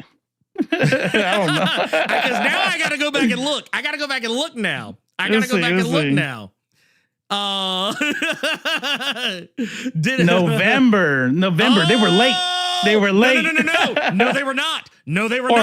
Oh, this came out in November. That came out in November. Wow. You dirty sons of bitches. You. Oh, wow. Let's see. Oh, my God. I will, to that point, though. Yes. Asian Pacific Islander American Heritage Month is May. So they gave us She-Hulk early. They gave us She-Hulk early. We got She-Hulk. Well, but here's the thing. Here's the thing I find so hilarious about all this stuff. So I pointed all this out, like the reason why I felt the way I felt about this, because I felt that the representation was lacking. The book was incredibly white. The whitest that the book had been since fucking 1998. Hmm. And some of y'all, I think a lot of y'all don't remember. I think a lot of y'all don't remember the original 1998 Avengers. And I you know what? This is why, like, I'm not trying to steal Benny's thunder now that he is no longer with us, but this is why I feel that I too am a comic historian. Because unlike many, I like to dive back into the past. I like to think of myself as a time traveler. I want to take it back. Way back. If you take your love away. I'm just saying. Look, I like to go back to the Wayback Machine every once in a while, baby. You know me, baby. But yes, back in the day, the Avengers, so white. The Avengers were so white, and I actually have a video coming out about this, mind you. You're gonna see something that you're gonna be seeing a lot of here in a little bit, Robo. I remember these 1998 Avengers when they introduced the character Triathlon. Look at this. I look like Harley Quinn. right. So here's the funny thing about that. So what's even weirder is that the costume that they're wearing here, it's kind of crazy. Their costume changes just based on when you see them. They didn't have a consistent costume down, but and I might even add a little extra thing for you to add in on that, because there's a little thing that I brought up about the costume regarding its coloring. Okay. But you look at this right here. That's Justice, aka the artist formerly known as Marvel Boy, white. Thor, Nordic white. Tony Stark, rich white. Firestar, poor white, Redhead trash white. Oh, okay. Wonder Man, he's purple here, but his ass is white. Captain America, literally the whitest man in America. Hawkeye, look, this is homeless white. Then you've got Scarlet Witch, who technically is Romani, but she white. Yeah, I mean, it's not our. She is Romani, but it's not our fault. They made her. They drew her white. Yeah, they drew her white. So she said, "I'm just drawn this way." Yeah, I'm just drawing. Yeah, this is what it is. But here's the thing, though. This team, this was the roster. Spicy white. Yeah. Yeah, this was the roster. He wasn't even on the team at this particular juncture. But the thing is, this was literally I think this was one of the last of the whitest teams that Marvel had ever fielded for the Avengers. Now, to get us away from that, to get us back to Ultimates, the reason why I took a little bit of umbrage is because, yes, it's nice that, they decided, hey, you know what, we want to do a little something for,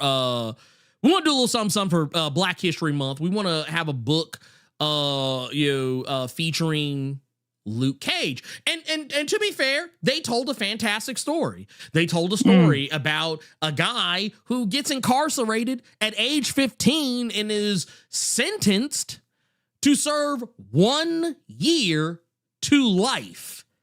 Which, and so it's like, okay, this is a story about the prison industrial complex over policing. And we learned about that reference today. Yeah, we did. And it's here where I think, there were some people who took, some moments to actually say some insightful things that actually made a lot of sense. But then there are I appreciate comments like that.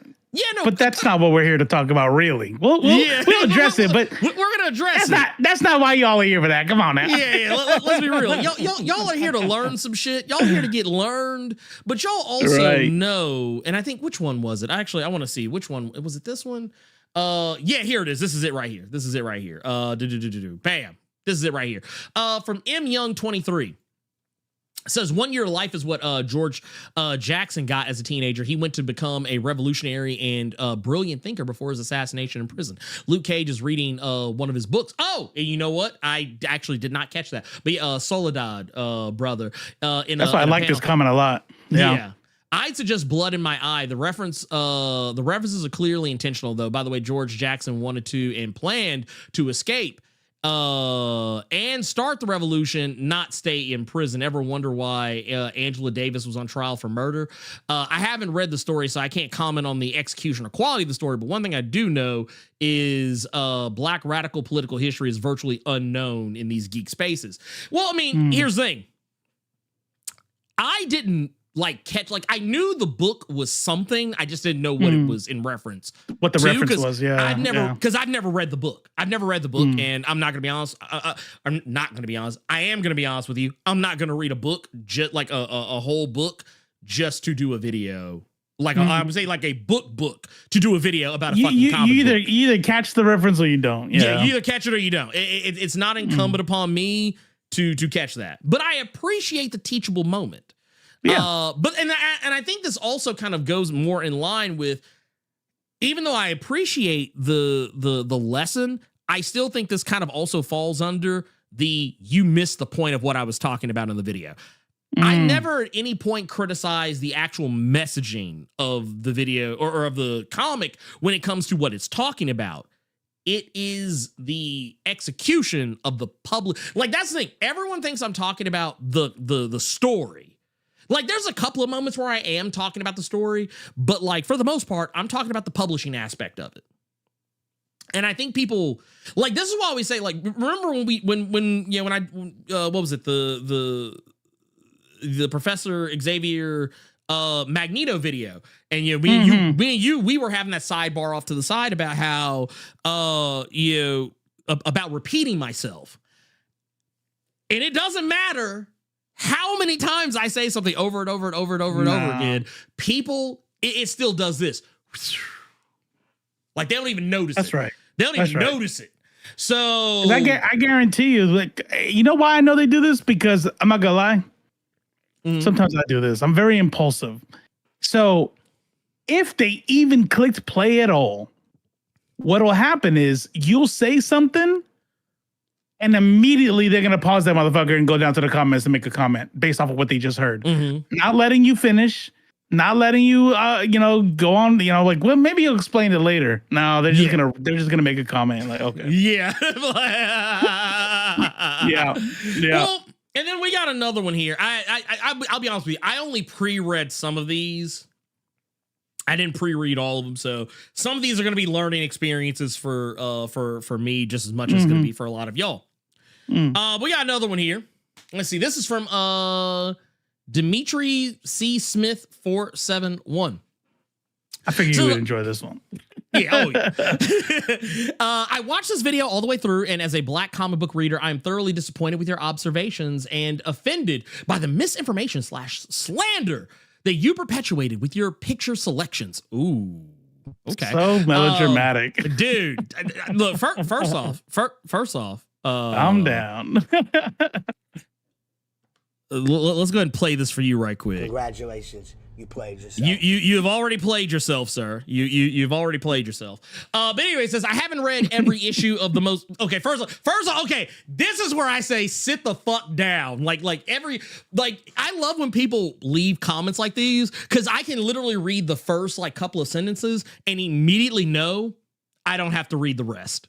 Everything you say after this sentence that I'm about to read renders everything you are about to say to me fucking inconsequential. So I'll read it. It says, I haven't read every issue of the most recent Marvel comics, but I am intimately familiar with the books of the early 2000s. Okay, so he's intimately first off. So y'all know what y'all probably can kind of already get an idea of what he's putting the cape on for. So let's keep it going. It was boldly disingenuous of you to implicate Mark Millar and condemn him with comic images of work done by Jeff Loeb and Joe Madureira. That was shambolic shambolic, but wow, that man said shambolic. Sig Fang hit it on the head. This is r/as a black man like a motherfucker. Yeah. Oh no. This is digital blackface like a mother. Oh, dude, let me tell you right now. This motherfucker right here, I guarantee you, is not black. Because anyone who has to say as a black man, fuck out of here with that shit. Yeah. Anyway, I understand if you don't like the man, but at least make sure that you're putting up pictures of his works when doing first off, I didn't do a full critique of him. I just mentioned that Mark Millar's Ultimates like age like milk. Was very white. Yeah. Well, not only that, it aged like milk. Hank Pym beating the brakes off of the wall. That's right. And all that shit. I was like, it was terrible. Scarlet and Quicksilver. Yeah, I was like, I don't remember exactly who wrote Ultimates 3, but I mean, it doesn't matter. It was all trash regardless. Mm-hmm. But anyway, I think this is actually, you know what? I think this is Mark Millar's burner account. Because he's too mad. Can't believe Mark Millar is coming on here giving you an as a black man post. Right? As a black man in 2025. So anytime someone says, as a black, so you're not black is what you're telling me. Okay. Yeah. That makes you look, this is where it gets real good though. That makes you look dishonest. Ultimates began as a retelling of the, I love when people trying to explain comics to me like I don't know what the fuck I'm talking about. Oh, you don't say. You what? You don't say. Really? It began, what? You don't say it wasn't a retelling. Interesting. It says Ultimates began as a retelling of the origins of the Marvel Universe. The original books didn't have black characters in them, but Mark Millar in his creative style reimagined Nick Fury. Oh, I had no idea. I had no idea that he did that. Wow, character. This is how you know this dude's not black. Yeah, he's not black. He's doing the fucking you got crumbs trope. You know what I mean? Like, yeah. We gave you Nick Fury is black. Yeah. What more do you want from us? You know, right? It's like okay, you gave us one character. Oh my god, that is just so awesome. That was thank you, oh benevolent overlord and oppressor. Thank you for giving us the one little crumb. Thank you. But it says, but going on to say. And the most important character in the world that was being made, Nick Fury, based on Samuel L. Jackson, was featured prominently in every title of Isolated Universe. You have abused your platform today, sir. You did your audience a disservice, and you should do better during Black History Month yourself. Okay, first off, I said good day to you, white man. I said good day. Look, first off, calm down, little white man. Calm down. Oh man, I'll tell you what, sir. If this is a really, really big if, he's not black. I mean, he's not white. I don't care. You're white. He's white. He's white. Yeah. Like, and you know what? They're still not gonna fuck you. The white women are still not gonna fuck you. So there you go. Mark Millar is not gonna fuck you. Yeah, is that white guy black-splaining you? Yes, he was. He was black-splaining to me. Like, what the fuck? Yeah, that's wild. I don't know. I find all this shit hilarious to me personally. Yeah. But here's the thing. I think if you are a person who is a content creator, and you make enough content, I know I've made quite literally thousands of videos. I can actually say, without hesitation, thousands of videos. I'm gonna say some shit that'll probably piss off somebody, and I'm not gonna try and say that I'm always right. But typically when I open my mouth, I think I'm usually right when I do so in a video. I do make mistakes and I try to fix them. Hell, I'm actually laughing that I actually made a mistake in the Sam Wilson Captain America video, and I don't think I've seen a single comment actually call me out for that one. I actually made a mistake. There's actually at least I think I made a mistake. I think there's a part where I misspoke that I didn't catch. And I think it was like days, a week after I put the video out. You can't make the thousands. Shit. You've made thousands? I've made like tens of videos. He's like, I've made at least over 8 tens of videos. And I made that video I was telling you about the bill to take away the vote and stuff like that. Yeah. I'm not gonna take it down. It's not that wrong, but it's wrong enough for me to make a second video on it. So if you got somebody making thousands of videos, of course you're gonna get something wrong every now and then. But I can tell you this much: as a person who once again makes content. And has made content for quite some time. I think that this dude being so mad over one thing, that's not that important to me. That's right. But here, let's go to this next one. It's funny though. It's hilarious. It's edutainment to me. It's edutainment That's right. because as I That's look at him, I'm like, man, y'all motherfuckers y'all need to get some pussy. Is what y'all need to do. Motherfuckers who get pussy ain't got time to say shit like this. But one of them two. Yeah, like honestly, one of them you know what? You got to do something. I'm just gonna say cheeks. You need to get some cheeks. Yeah. You just need to get some cheeks, period. Because I'm gonna tell you right now, you know what? I get cheeks and I ain't got time. Like there are moments where like I'm scrolling through on Threads or something, or I'm on YouTube or and both, I see somebody. Right. Look, I see somebody say some inflammatory shit. Like I literally saw a dude the other day who made a video. I'm not gonna plug this guy, but it's a black content creator, and he made a video talking about the trope of electricity and black superheroes.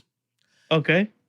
And he actually took I mean, I'm sure I'm not the first person to use the term electrical Negro. Uh-huh. But he said it in such a way that I feel like he saw my video about it.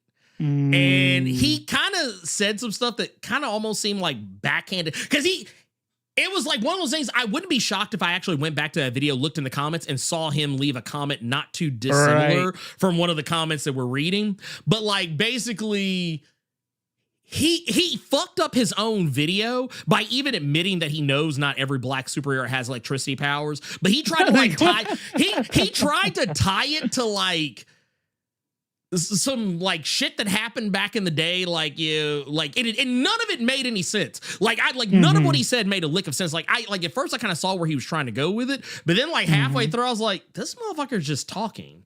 I don't think he actually like thought this video out. He's just saying some shit, and he said some stuff to basically let me know he watched my video about it. And by the time I got to the video, I was like, this video has no value whatsoever. And I actually started typing out a response. And do you know why I stopped?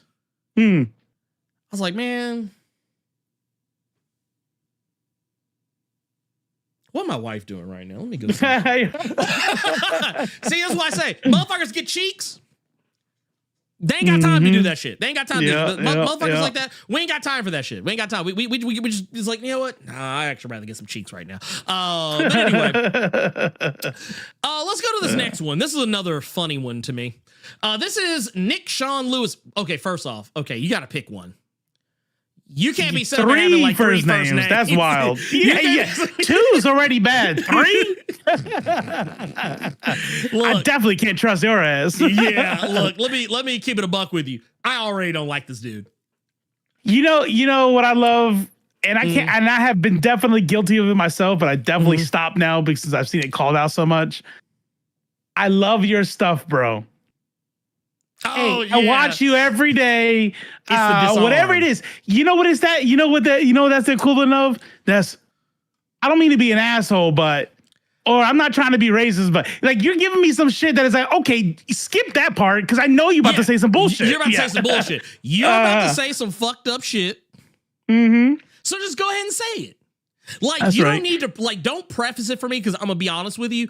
When people preface their inflammatory comments towards me, like they're about to, like when a person is about to insult me or insult my intelligence and they build it up with a preamble that is, well, I'm a huge fan and I've been following you since blah, blah, blah, blah, blah, yada, yada, yada. I'm not gonna lie. My eyes glaze over when I read that shit because I know, not because like, oh, I'm above all this and I'm not like, I don't, I think I'm, that dude or whatever. Like, so I don't care about you little piddly people. No, not that. It's because I know what you're about to do.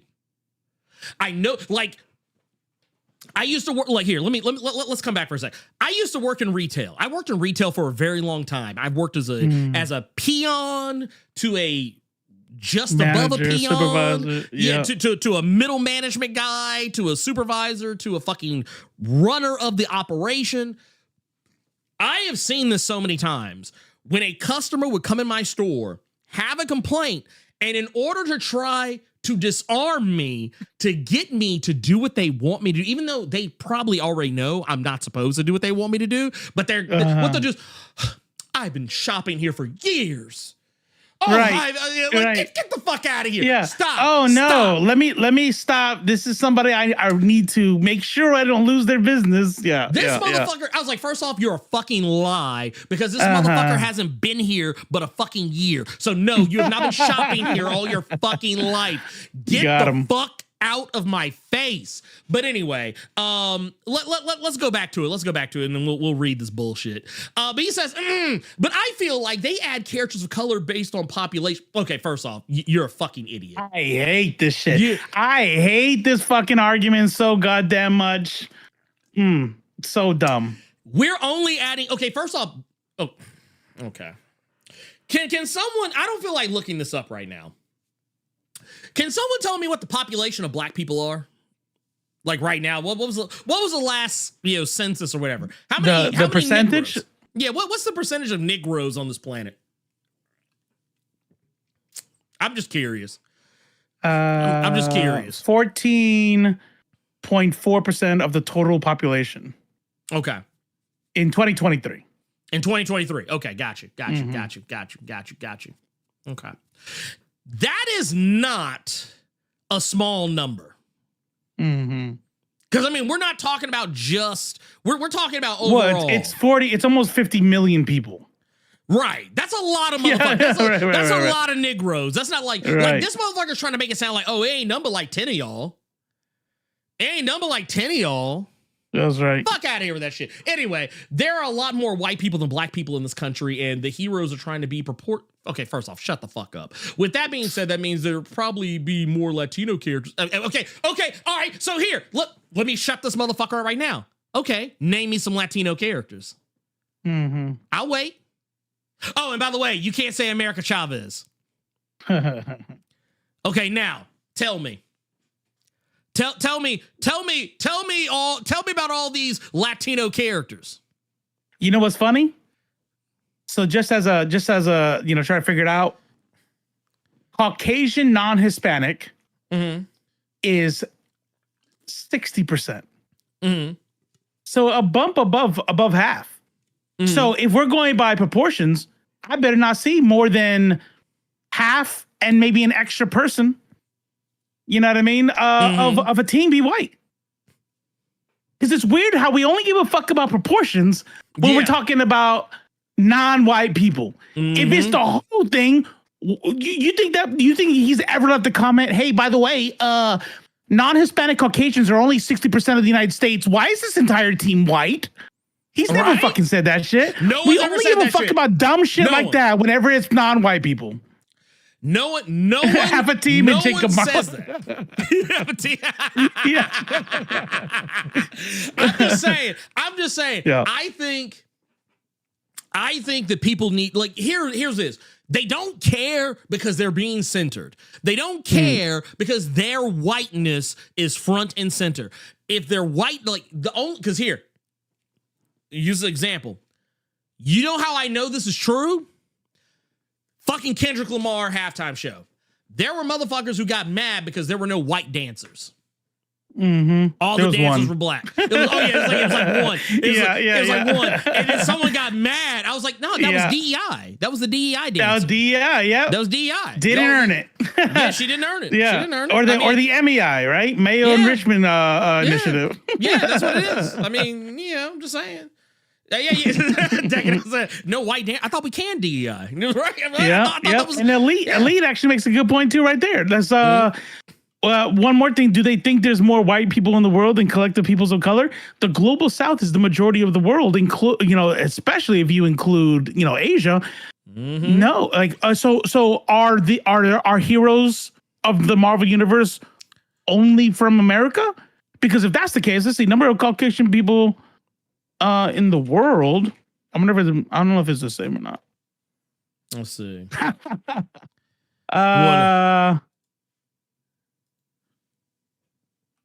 The 5% of the world population that inhabits North America in no way reflects the racial. 16%. What was I said? 16%. Yeah. 16%? Yeah, fuck out of here. 16%. So here's the deal. Because the Marvel universe encompasses the entire planet and then fictional non-existing places, right? Mm-hmm. I better not see more than 15, 16% of the characters be white. Because 100%, they only 100%. make up about 15, 16% of the planet. So Right. I better not see. This is the whole Marvel universe now. You can have aliens. They don't count. I'm talking about human characters that come from the planet Earth. Better not see more than 16% of them. I'm just saying. I mean, I'm just trying to say, man. I'm just trying to say. But anyway, it says now, should we have more characters of color in solo titles and more depth in character development? Yes, but sometimes having rainbow teams doesn't make sense. But it maybe one or two on each team makes sense, unfortunately, for population and audience population. Dude, get the fuck out of my face, dude. You are a fucking clown. That is a telling on yourself moment right there. That is a telling on yourself moment. You know what that means, dear commenter? That you don't have any non-white friends. You don't. And if you do, it's that one who moved into the neighborhood and kicks it with you guys, and you find yourself like, and you pat yourself on the back when you allow him to sleep over or some shit. Yeah. Like, oh, you let him in your just house. because your fucking life is completely white. You know, I'm gonna tell you something. You know what kind of drove me to go through my conservative phase, just outside of the way I was raised by my parents. I lived in an area that allowed me to grow up with that fucking Lil Wayne dumb fuck mentality about like racism is not real. Because in Southern California, yes, there's racism, but it's so diverse. It's kind of hard to be racist there. Yeah. And it really what they have is classism. You're going to be made fun of for being broke. You're going to be made fun of what you drive to school, shit like that, right? And so I never really got the in-your-face racism that a lot of America gets. And so I grew up that way. Right. And I guarantee you this person is in a similar situation, but in the opposite, where his entire life is white, and he doesn't realize that there are plenty of places in the world where, no, it is very, very common, especially if you're in highly populated areas, to have a very diverse group. Why would that be unrealistic? That's wild. That's a fucking wild thing to say. It's like these are people that are racist, but they don't like. You know what it is? Ooh, that's blue MAGA. That's blue MAGA. That's blue MAGA vibes. He would have voted for Obama a third time if he could. Yeah. Oh, 100%. 100%. As a matter of fact, he probably thinks that Gaza is why the Democrats lost the election. He thinks that focusing too much on Gaza lost the election. He's like, those damn protest voters. Those damn protest voters. Yeah, even though if all the protest voters voted for Harris, she still would have lost. Don't worry about all that. I need to be mad at somebody, and it's not going to be Harris. I'm not going to be mad at the motherfucker that was literally walking arm in fucking arm with Liz Cheney. Yeah. Hey, and by the way, I know there's somebody in chat, and I'm not thinking of actually anybody. I'm just saying I know there's somebody in chat. It's probably like, oh my God, here we go again. I just want to tell you, I appreciate you sticking around and putting up with our shit. Yeah, I do too. But here's the thing though, I am never gonna fucking let Kamala Harris live that shit down. Nah, she fucked us. She fucked us. Ever I even put it on her. The Democratic Party's fucking garbage, and they fucked us. Oh, you know what I'm saying? 100%. 100%. No, you're 100% you know what, correct. You know what Biden could have. I'm sorry, no, I don't mean to go off on a tangent, but you know what Biden could have done? Because everybody, you know what I hear most. How do you expect her, the vice president, to go against Biden? Like, that's not something you do. Okay, let's say you're right. If Biden was getting told that this was a losing point, why didn't Biden or the Democratic Party as a whole say, "Hey, we got to break past. We'll figure out a way to do it professionally, but you have to break from Biden, and so let's do it this way." Nope. Biden's prideful ass was like, "Nah, stop. Nope. You're still the vice president. You better have my back on this Gaza shit." Sir, she's going to lose if she stays on the Gaza shit. I don't give a fuck. It's the Democratic Party. That's all I'm saying. All right. Yeah, 100%. Sorry. 100%. Let me bring this next one. We got another one here.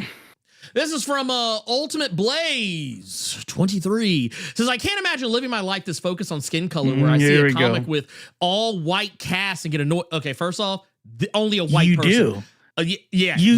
You know exactly what life is like that. You know exactly what it's like because you're mad now. And I know damn well that if they came out with the next 3 titles and every character in those books were black, you'd be mad. You would be mad. Like you'd be mad. This is the whitest shit. This is the whitest shit you can say.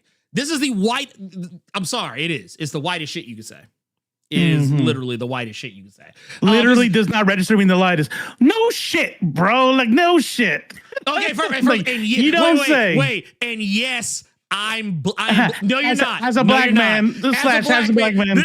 This is the Earth 2 variant of the as a black man intro. Yeah. Dude, okay, first off, none of the oh my god, dude, digital blackface is rampant. Anyway, look, I'm gonna reach into the 25% of my West African ancestors, and I'm going to use that privilege to go, even if you're black, you're not black. Not today. Bruh. Damn. Hey, shout out. Hey, actually, real quick, I want to say shout out to the homie Damon Hampton out here, by the way. Okay.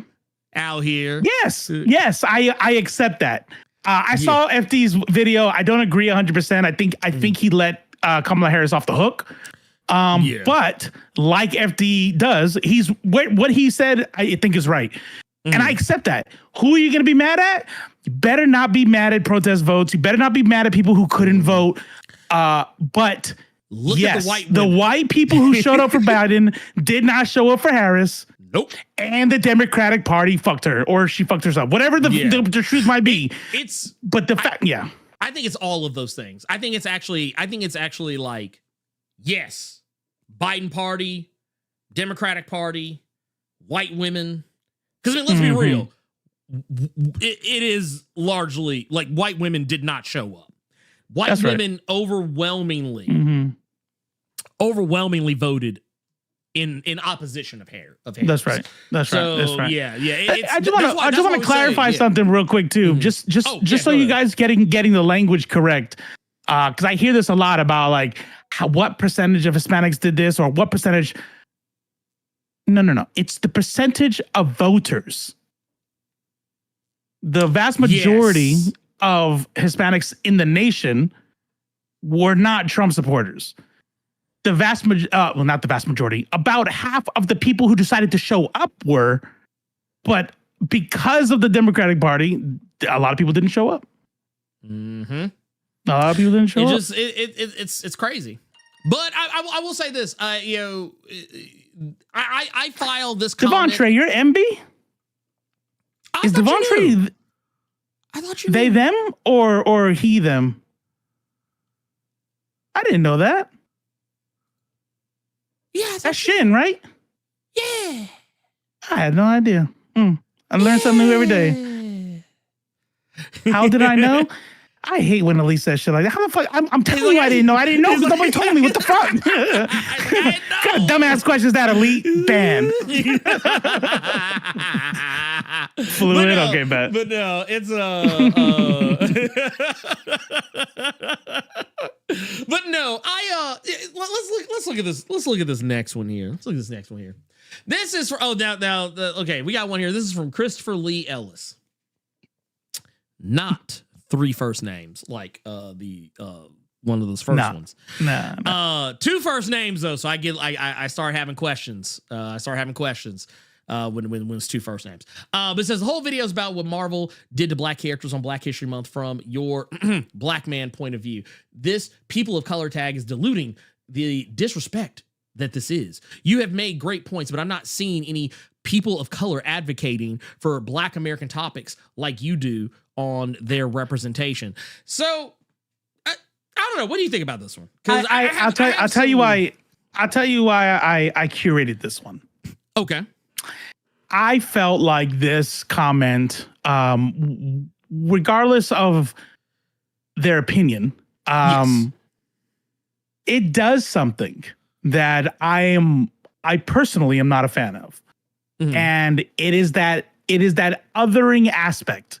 It's why, and I apologize if this applies to anybody, but you know, I don't really apologize, but I'm not purposely trying to piss anybody off. That's right. If you use the term foundational Black American, oh no, or tether, you are doing what, in my opinion, is that othering thing to where you are further promoting division. And I find it even more egregious than this, because you're providing extra division amongst Black folk. Yes. Trying to say you're different from Caribbeans or from, you know what I'm saying? Like, it's like, what the fuck are you doing? That's dumb to me. But even in the bigger picture, where we have to, like, what this person is doing right here is saying that people of color, even if you don't agree with that, I know people who don't like that term. That's fine. But what he's doing here is he doesn't have a problem with the term. He's saying that Black people and people of color are different. So this comment right here had so many fucked up layers to me. Yeah. A, separating people of color from Black people, but maybe he means non-Black melanated people. Still fucked up. Right. Because we're talking about how white a team is. Right. And then he's talking about Luke Cage. And then you're offended because he gave him props. Well, he does have a Hispanic, and then he does have a page. He's mad that you brought that up. He's like, wait, why would you bring that up? You're diluting the conversation. They don't bring us up. Like, bro, you cannot be like that. Oh my God. Yeah, you can't be like that. This is foundational Black American energy, like a motherfucker. I'm not feeling. Yeah. And I'll also say this. I brought it up to make the point that, and I also want to say, I brought it up at the beginning of the video to set up my point that I recognize the book is not as white as it used to be. Like, the whole point of me even saying that to begin with was that I had a conversation with Dennis Camp about it. And he told me that the book was going to become less white as it went along. And I was just pointing out that he kept his promise. Now, the other thing I also want to point out too is that, and I see some people like trying to make a point for Luke Cage. Luke Cage does not join the Ultimates by the end of the issue. He stays in prison. He stays in prison. So there are still no Black people on the Ultimates by the end of this issue. And Luke Cage is still in prison. And I think for a good reason, but you still wrote him to stay in prison, okay? Right. Don't act like he's a real person who chose to go back. You wrote that, okay?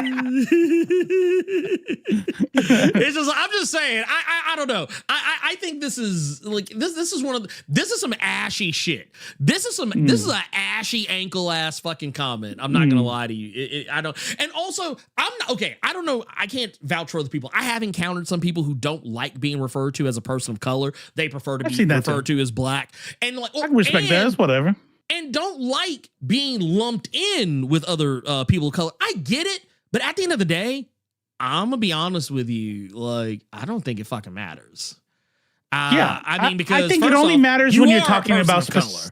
Yeah, I think it matters when you're talking about, if you want to talk about specific things. Yes. I do get bothered when, and you see this, the lighter skin you get, right? Yes. I see very, very light skin Latinos talk about shit like, yeah, cops are killing us, unarmed people, BLM. And I'm like, you're not Black. Like, calm down, right? Like, yeah, cops are killing people of color just because of, I'm like, calm down. But I don't mind. I like the solidarity of the term people of color. If that person doesn't like, that's fine. And I do respect that. I won't call up somebody, but the idea, the other side of like, you're trying to coattail, you're trying to co-op, an oppression that you don't have. Yeah. Yeah. Because like, especially if you can white pass, like, I'm like, all right, calm down. Yeah. Calm down. Yeah. They're not coming to get you. They're not coming to get you. Here, we got another one here.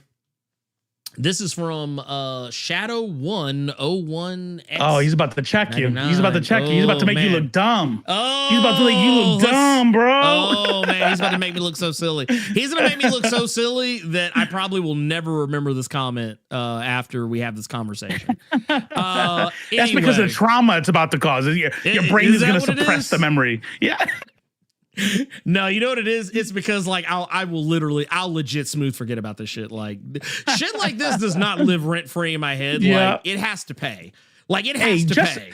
Just to make sure that Blerd gets the save face. He did not. This was not his idea. I thought it would be fun. No. He didn't give a fuck about these comments, and I picked these comments. I'm like, yeah, this would be fun to talk about. So don't feel like he's giving you any attention, okay? Yeah, no, like don't like honestly, like the conversation was literally, hey, go look through the comments because I'm not gonna do it. Nah, yeah. Like honestly, that's what I always tell people. Like I have a very like old school Jesus and Marrow mentality when it comes to people talking shit. I'll be like, yeah, talk shit in the comments. I don't care. I'm not going to see it. I don't see it. Yeah. I'm not going to see it. So I mean, shit, you go right ahead.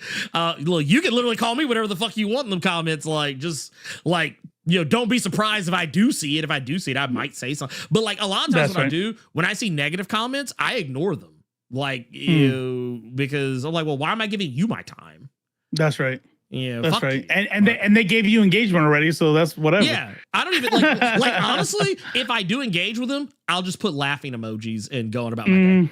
Or I'll like put a smile and going about my day. But yeah, it says Blerd without fear. He had to address me. Like I guess he thought tagging me would get my attention, but like right. Yeah, it's not you got my attention down. Existed. It's like, bruh, stop. But no, it says, please get your facts right when you are ranting. Oh man, well, I guess I better. Oh, he just told me. He says the old school Ultimates comics had Black Nick. I love how you put black. He hit the L, that B and the L and the K hard. God. I love that. Wait a minute. First of all, wait. I'm surprised he didn't put as a black man at the front of this. Asian Black Wit.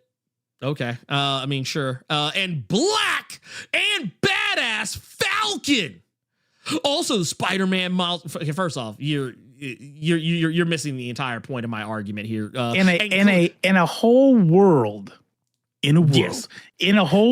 of Ultimates, he was able to list off 1, 2, 3, 4 non-white characters.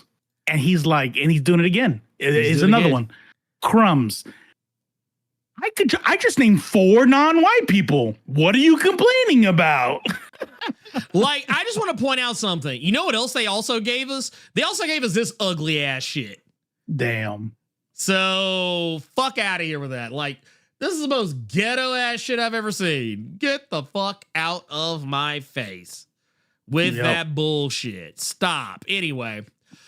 Carrying on, MCU Nick Fury, MCU Falcon was based on Ultimate's comics version with the slight exception the Ultimate Falcon did not become Captain America in that alternate universe was in the military and was actually also a scientist. Dude, this is the most crying ass fucking shit. What is he trying to say? I don't even know what the rest of that last line was about. He's just okay. Mad. He's just mad. He's just mad. That's all it is. He's just sharing what happened in the Ultimate Universe. Also, I want to point out something. This is how you know this motherfucker was real mad, or he probably used AI to make his argument. Asian Black Widow. That's right. Wasp was Asian. What is he talking about? That's why, right. I don't know if you noticed when I went to the Asian Black Widow part, I was like, okay. Anyway, that's why okay. So did you see what I put at the beginning of that video? Yes. Yeah. The warning thing. So this is the thing. I actually put that there on for people like this. For people like this, because I knew here, and just in case if someone didn't miss the video, this was the trigger warning I put at the beginning of the video, like right after the intro. The following video contains hot takes about the state of the comic book industry that may be traumatizing to unmelanated people.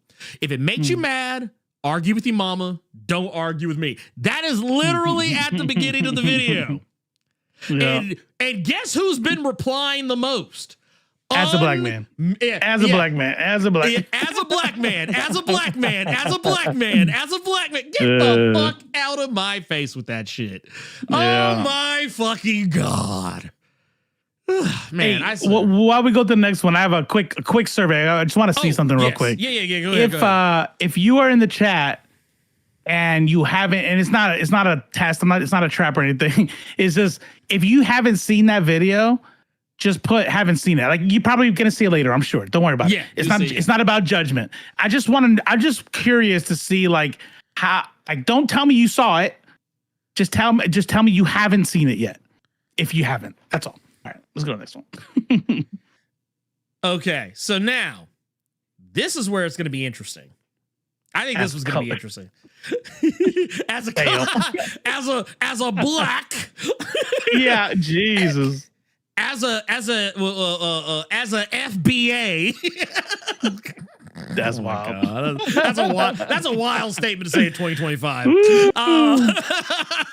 Okay, so let's check this out. This is the next one. Wait. Also, we got a double up. Oh, did I pick two of the same people? Yeah, no, but I this didn't is a notice. different I didn't one. notice. No, but different comment. Same guy, different comment. Says it is not very, very, very weird to gradually add more diverse characters to the team. Please stop being disingenuous. Stop being too forceful on writers to diversify the cast. It is distasteful. Such behavior is how some writers and media in general just choose to refuse diversity casting simply to avoid all the complaints. Same with anime.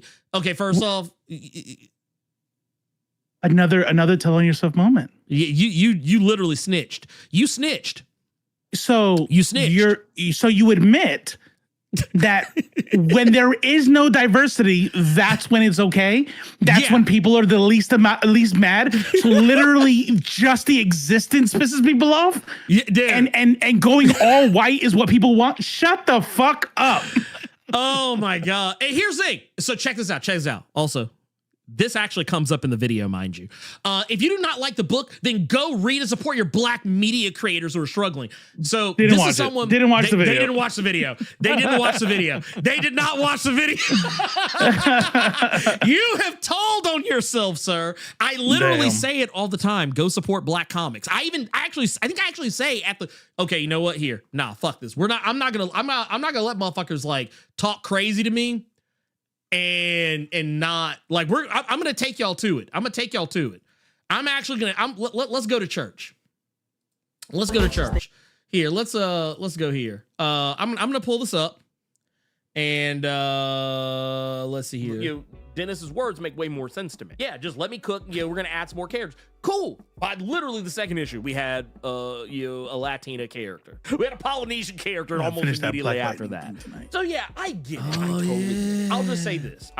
And this is my closing statement. I would love if by the time we get to 2026, if we make it, I would like to see both Marvel and DC stop waiting till February to let your black characters be great, because you have an embarrassment of riches.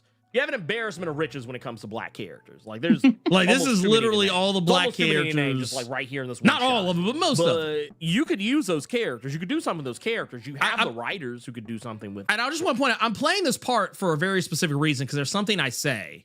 I'm almost positive that I say somewhere in here. It might actually be in the middle of the video. I know at some point I say it somewhere in the video. Well, here's the thing. I don't, because you, yes, the person I'm talking about, you aren't going to watch that video. It's not a lack of desire on my part. Oh, here it is right here. Stop waiting till February. What I think was a veritable treasure trove of black artists, black writers, brown artists, brown writers. I think this is where it comes in. This, but you're not going to do it. And so this is my challenge. I'm challenging you, both Marvel and DC. Be better. That's my challenge. Be better. I say that. I don't think you will. And it's once again why I often say, because I always know there's going to be that one person. Well, you're always talking about the Marvel and the DC books. You don't ever talk about any actual black books. Well, here's the thing. I don't, because even you, yes, I forgot I did that. You aren't going to watch that video. It's not a lack of desire on my part. It is not from a lack of desire on my part. And I do prop up black creatives all the time. Maybe you should ask yourself why you don't see it. So once again, at the end of the day, this is business. This is business. I recognize the problem. I try to fix the problem. I try to talk about books other than Marvel and DC. Nobody watches them. So that's not a problem of mine. It is a problem of the algorithm and the people who choose not to watch those videos. So that said, black books. You should totally support them. I say it all the time. I'd say it right here. Black books, Ask support them to be in your pull box. Be a black artist out there. You see a black writer out there doing something. Support the book. It doesn't have to be. It doesn't even have to be a book with black people in it. I mean, even books where white characters are centered. If a black writer, right here. That's it right there. I said it at the end. Even if it is a black book, even if it's like a book where black creatives are on it and a white character center. Case in point, Jamal Campbell has a book out. I think it comes out very soon. That's Zatanna. Jamal Campbell is a black artist who is been transitioning over to becoming a writer. I'm gonna tell you to support that book. Mm-hmm. Because if support you support black that book, books, support black creatives. Yes. And that's the thing. And I know for a fact Damon knows because he and I've talked about this before. Right here, across both companies, there's one black editor. Damn. And actually, I'm going to go on a limb and say I'm almost positive it's on the DC side because I've actually interacted with that editor before. And the thing is, people always try and tell me that, oh, you don't ever have black people on your show. You don't ever bring black creatives on the show. I literally just had Danny J. Quick on the show the other day to promote his book. I've had Joe Illage on to talk about Shadow Cabinet. I'm actually in talks right now to have Sanford Green back on the show to promote Bitterroot. And I had him on previously to talk about Doom. Like, I bring black people on. The thing is, don't be mad at me because you don't like I'm gonna tell you this because I don't want people to think I'm talking about Damon. Damon knows what's up. But don't be mad at me because you didn't see it. Be mad at YouTube. Be mad at Google. I've had that's another one. I brought David Walker on. Talk about Big Jim and the White Boy. The Star Trek biography thing, dude. Bruh! I get Negroes on the show all the time. Don't sit here and try and tell me. I've also had our Latino brothers on before. I had a black animator on. Fuck out of my face. Like we made a joke about a white guy that showed up last week. Yeah. Because there aren't very many that show up on the channel because you show black love. That's what you do. That's what I do. And literally, quite literally, I wonder where were these people for my DC Power video? Where were these people at? I want to know. I genuinely have so many questions. I would love to know. I have not talked to Brian Hill. I want to. I don't know if he likes me though. I don't think he likes me. I don't think he likes me. But yeah, I man, look, I'm gonna be honest with y'all. I talk a lot of shit. So sometimes I say things that are still out there in the ether that people would probably see. I'll just put it this way. Didn't you catch a stray from Vito one time or something? From Vito, y'all? No. It was from Stephanie. It was from Stephanie Williams. But it was but her and I smoothed it out because it was if I remember correctly, she was telling me it was based on one of those things where like you it was like an auto block thing that when you just block like a blanket group of stuff, and I got tripped up in it. But she unblocked me and we're cool now. So I mean it's all good. Yeah. It's all love. But the thing is, that's because I didn't tell y'all. I got to get confirmation on this, but Andrew Dahlhaus, one of the few black colorists in the comic book industry that is known. Yeah, I've been talking with him about coming on the show and him coloring some pieces while he and I just shoot the shit. Yeah. So I mean, don't sit here and tell me I don't support black creatives. I don't. Whenever I hear that shit, I get angry. I had Marewa on. Me and Marewa email each other back and forth all the fucking time. He and I are always going back and forth talking some shit. Yep. So, yeah, I'd be like, man, get the fuck out of my face with that shit. Oh, also, thank you, Elite X1. Thank you for bringing this up. I'm even doing a fucking variant cover for a black-owned comic. Get the fuck out of my face. Fuck out of my face. Stop. The comic you're making is damn near all black. All your characters, the main characters are black.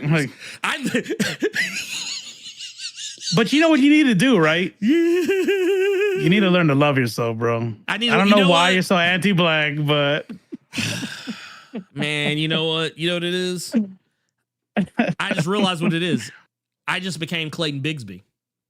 Damn. I just became Clayton Bigsby. I become a black white supremacist. That's right. Breathing all the white man's air. Breathe on Woogie Boogie. Woogie Boogie. Conolingus rise. Yeah. By the way, whenever white people know all the words to that skit, I'm like, you like that one a little bit too much. I'm like, say he's had better skits than that. Yeah. But that's the one that stuck out to you. Interesting. Herb Sweet says, I bought Epiphany Engine because of y'all. See? Epiphany Engine, which is literally a comic that is encompassing all of the fourth wall universe, and which is quite literally dozens of. I think what was it? I think when I talked to Danny Bay, says somewhere in the neighborhood of 70 to 80 black superheroes. Fuck out of my face. Not to mention, I will say this: I have not reached out to Rodney Barnes, largely because I think I tried to reach out to him before and he never responded. So I'm one of those people. I've interviewed Rodney Barnes twice. Yeah, that's what I'm saying. You've actually talked to hit him up. Hit him up. I like him. He's good. He's good. Hit him up again. I always feel like I'm bugging. I always feel like I don't like bugging people. That's my thing. Like what I'll do, I'm that dude. I'll email you once, and if you don't respond, that's it. It's not gonna be like a, oh well, fuck that motherfucker. No, it's not gonna be that. It's gonna be like a, oh well.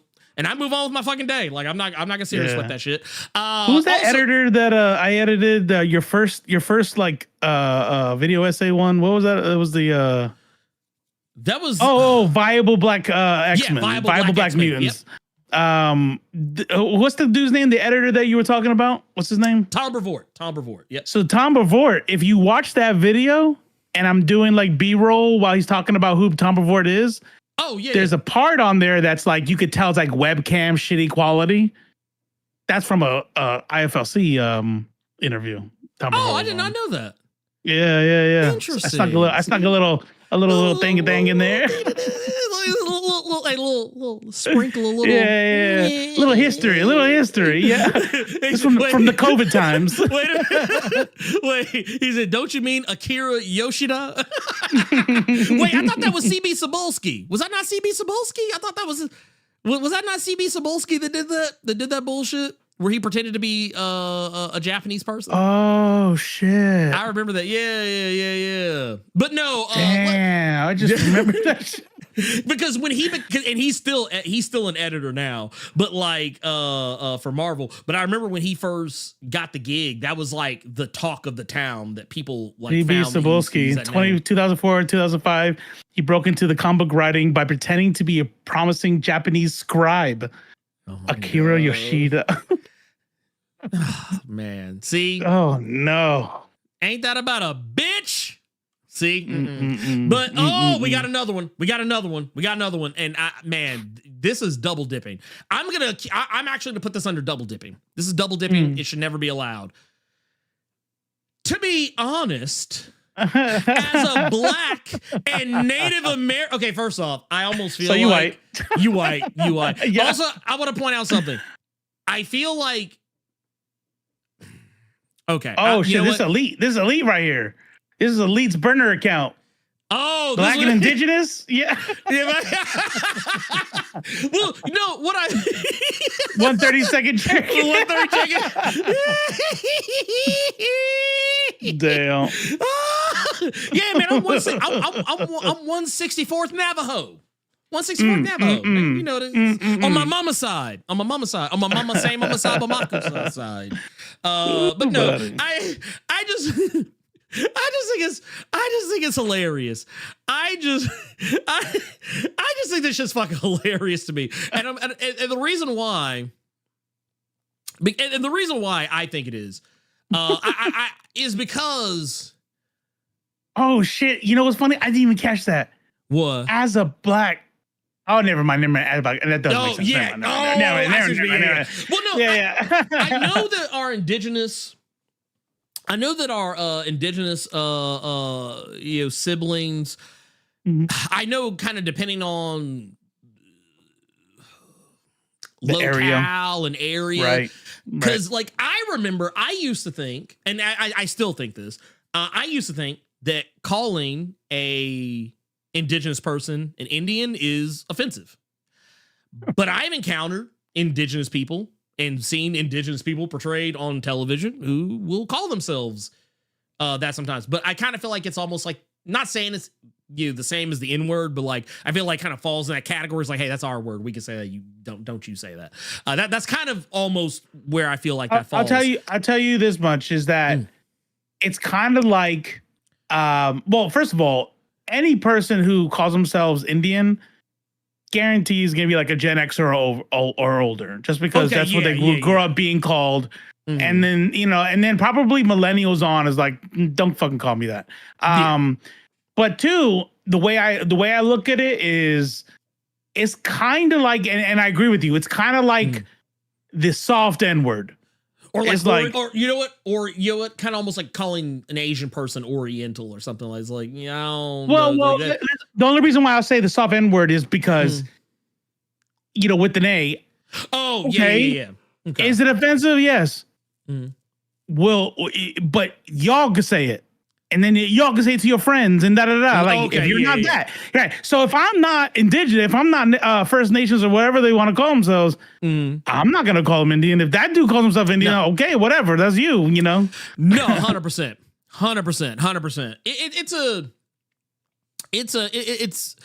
This one's a weird one to me. This is a weird one, but here, let's go. But he doesn't care. He doesn't care. He doesn't care. You know what? That's right. We can call him whatever he wants because he don't give a fuck. He don't care. Yeah. He doesn't care about the racial content of a super team. It's not like it's the Great 10, the premier Chinese super team for DC. First off, okay, you white. You are white. I don't. There is nothing black or indigenous about you. You are white. Like if there were white guys on that team, but to be honest, I feel like boiling down the Native American character to complaining about cowboys and Indians all the time in modern day is reductive. Who? Where's that from? I read that. I was like, that's why I picked that. I was like, what the fuck is he talking about? So okay, in that issue that I showed of the Ultimates. Oh, the Ultimates, yeah. The one where the Hawkeye character is present. There's a part where I think it's actually this one right here. Or something. I forget exactly which Global school or something. Yeah, bruh. Here. Oh yeah, right here. Oh, cowboy. This is it. Yeah. So they sent a cowboy, huh? Which, I mean, to be fair, it makes sense because American. That's a terminology that's often used. Like even in other countries, Americans are often referred to as cowboys because a lot of people are behind the times, and that like what they think of when they think of an American, they think, oh, the cowboy. You're a cowboy. Right. You're all like, oh, in America, you are all cowboys. You all ride on horses and you have guns on your hips because it's the same way that American people for the longest time used to look at Japanese people, Chinese. Oh, you guys all know kung fu and karate and are samurais and ninjas and whatnot. It's like that's not true. It's like that is like, honestly, the fact that that Hawkeye said it, I would probably feel a little bit different if it was Captain America that said it. But it was Hawkeye that said it. It's like this is how you white person. It's not connected. Exactly. Yeah. Exactly. Because I'm like, do you think that socially conscious First Nations people are not complaining and talking about white people that have stolen their land, right? And continue to steal their land today, and continue to roll back like tribal rights that were supposed to be given to them. And it's like only somebody either white who's lying about being indigenous or some fucking Mexican MAGA type. You know what I mean? Like you got to be some self-hating shit. Like, well, I don't care, and it's not all about cowboys and Indians. Yes. Yeah. Yes, it is. Yeah, kind of. Yes, it is. And it's not reductive to talk about the fact that white people came here and committed a genocide on the First Nations people and literally stole their land and fucking slaughtered buffalo just to starve them out. Get the fuck out of here. Also, I think a lot of indigenous people would beg to differ with this person because it literally comes up more than a few times in Reservation Dogs. Yeah, because I'm telling you, like that of course they talk about that shit. That's like, it's kind of weird that your character's Jewish and is bringing up the Holocaust. I find that reductive. No, that's literally a huge part of their history. Like, of course that is going to what? Hey, look, let me be honest with you. A Jewish person, bringing up the Holocaust, the only thing that would be weird to me about that is if they said they didn't care about it. Is if they said they didn't care. Like if a Jewish person, I don't think we should. Like if a Jewish person looked me dead ass in the face and said, "I really think we should be past the Holocaust by this point," I'd be like, "You ain't Jewish. You're not Jewish. Ain't Jewish. Get the fuck out of here. You're George Santos. You're Jew. Yeah, ish. You're Jew-ish." Man. Also, shout out to the homie Gillis Ma here with another 1999 super chat. Says bars. Man, you ain't lying. We're just out here, man. We're just out here. We're just talking, man. We're just out here saying the thing. Also, I just want to put. I'm going to bring this up here. We're starting to get really down into the nut cutting now. This is where we're really about to get into some wild shit. So. Kepi6 says, dude, Trump is backing off as America is sick of race baiting and grifting. Move on, man. Okay. Get the fuck out of here. Get the fuck out of here. Look, this is just, okay, first off, this is just a racist. This is all this is. Yeah. This is just a racist. There's nothing special about this person. Is not a beautiful and unique unicorn that we've never seen before. Right. There's I don't even get what the fuck he's talking about. Like, what does it matter? What is who the president is has to do with what people care or not care about? Like, is there some reality out there where it's like, hey guys, new president, we don't care about racism anymore? Like, what the fuck are you talking about? Like, meanwhile, this dude's probably like honestly, I guarantee you, this is probably like what like was it the oh god, what was it from South Park? The fucking neckbeard dude. The neckbeard guy in South Park. Like a lot of these comments, I promise you, if I could visualize these people, like, and here, I want to pull this up. If I could visualize people, I could literally just do this and be like, oh, yep, that's him. Oh, done. Wait, hold on. Yeah. Wait, hold up. Oh, my God. Oh, my God. I can't believe it. Oh, my God. We're the superior race. That's like, him right there. Wait, like, as a black man, hey, I don't think that guy's black. What? Oh shit. It's like, oh, okay. Shit. It all makes sense now. Yeah, at least they didn't do the as a black man. Yeah, that's right. That's right. He's like, hey, I'm a racist. Here's my racist comment. I'm like, okay. Yeah, I'll take it. I'll take it. Yeah. I'll take it. But like right here, let's go to this one. Why do you have to make it about color? Yeah. Yes. Why are you making it about color? I was like, yeah, why are you? Yeah. Well, yeah, why are you? Why, you know? I get it though. I kind of get why he doesn't, because he has a black and white profile pic just to show That's you. right. He doesn't see color. He doesn't see color. Right. Matter of fact, he doesn't see color so much that if he saw a bunch of Negroes get like chained to a truck and lynched in front of him, he wouldn't even notice that it was when he called the police, like, oh, can you give a description of the people who've been lynched? I don't know. I don't see color. I just saw people being harmed. Fuck out of here. Also, this one right here says, I'm not trying to sound mean, but all I really heard was a bunch of whining about not enough black people. You seem to have good ideas. Why not create your own IP? Well, it's funny you mentioned that. Yeah. Funny. Do you know what the fuck you're talking about? Yeah. Yeah. Yes. You don't know. Shut the fuck up. Actually, as a matter You are of making your own fact, I IP. do. Yeah. As a matter of it's like, I'm not trying to sound mean, but really all I hear is a bunch of whining about. That's the video. The video is saying your title doesn't have enough black people in it. Yes. That's the video. I don't think that was like a secret. You didn't break a fucking code. Like, you know? Right? like this motherfucker act like he cracked the Da Vinci Code or some shit. It's like, okay, I want to go back to something. Let me pull the video back up. Ultimates number 9 is everything wrong with how comics handle Black History Month. I wonder what he's going to talk about. I don't know what this is going to be about. I have no idea. I'm really curious what I don't know. I think I need to watch the video to see what this is going to be about. I don't know. I have a lot of questions. I have a lot of questions about this. I don't really know. But it is funny that this person said that, because I mean, as a matter of fact, I do. Yeah. I actually check the it other out. day. Keep an eye out. The other day, so I'm going to make an announcement. You guys are going to hear it first. So some of you may know, and I'm actually going to make a video talking to our patrons and channel members about this as well. I hit a brick wall with some things. I'm not going to show you all these because, well, for one, I'd have to hold them at weird angles. But the other day, I hit a brick wall because I thought about it. I was like, you know what? I know I promised I was going to do the Black X-Men thing, and I kind of fell off of it. And there's also just other things I would rather be doing too. And it's also because it's not my property, so why the fuck would I do that?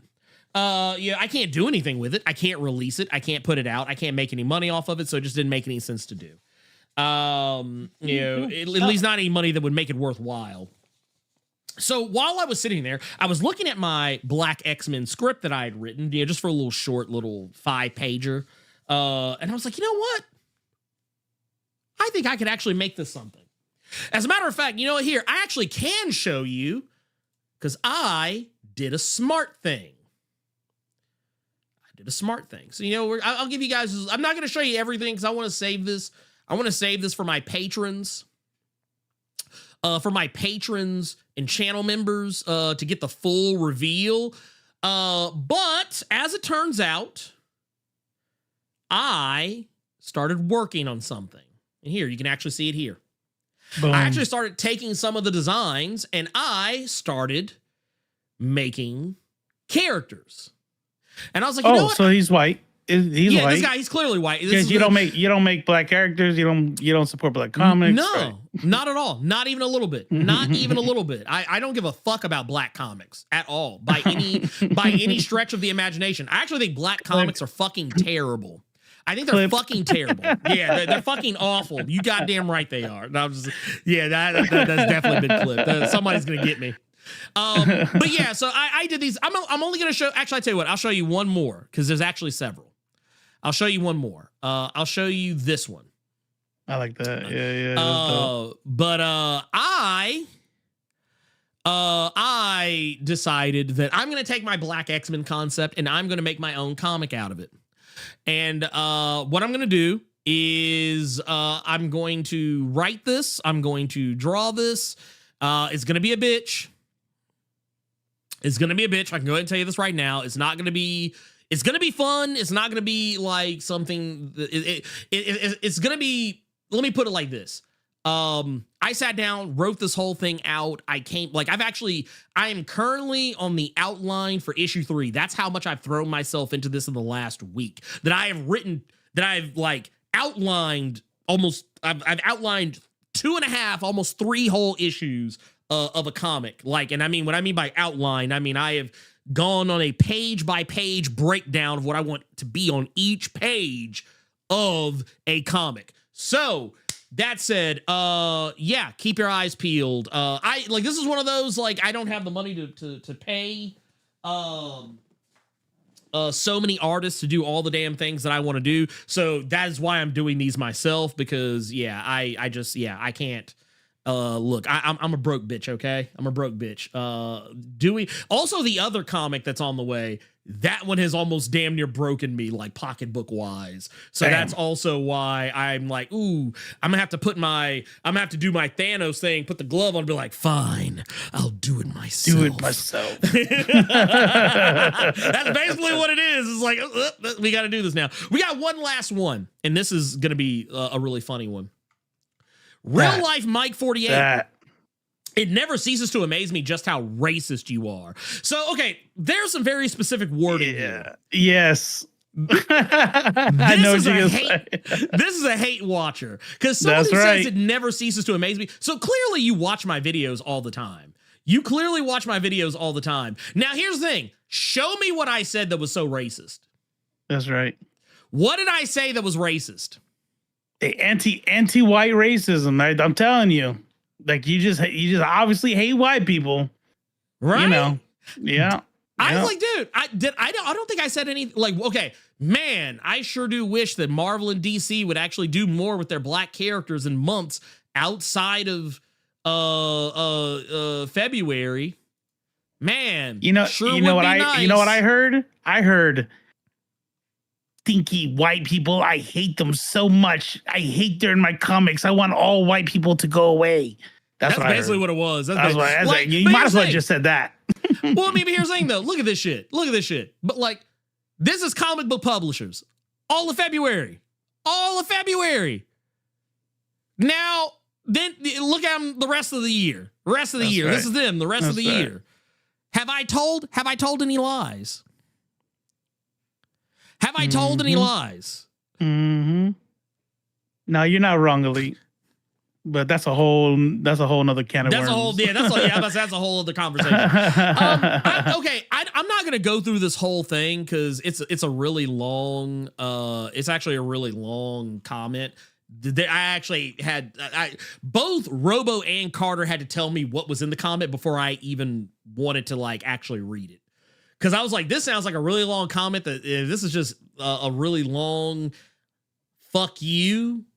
I don't need to read that. You just tell me fuck you and then move on with your day. But you might have heard us allude to the fact that the artist of the comic actually commented on the video. I actually pinned the comment that they put up. So it's there for everyone to see. And I even replied to it, even said as much that, yeah, dude, you know. Thanks. Yeah, thanks. Thank you for putting me on game about what you're doing. Can't wait to see more of your work. But basically, I'm not going to read the whole thing, but I'm just going to bring this up because, like I said, it is long. This is fucking 12-page letter. This is fucking dissertation. So clearly, I touched a nerve. But they didn't come at me with any kind of ugly energy. They actually came from a place of teaching, and I took it. I accepted it. I took my lumps. I basically said, dude, thank you for telling me what was what. But basically, he basically put me on game about some of the iconography and the things that he was trying to get across. Why he grew his hair out, why he chose chains and the handcuffs. Yeah. I will say this.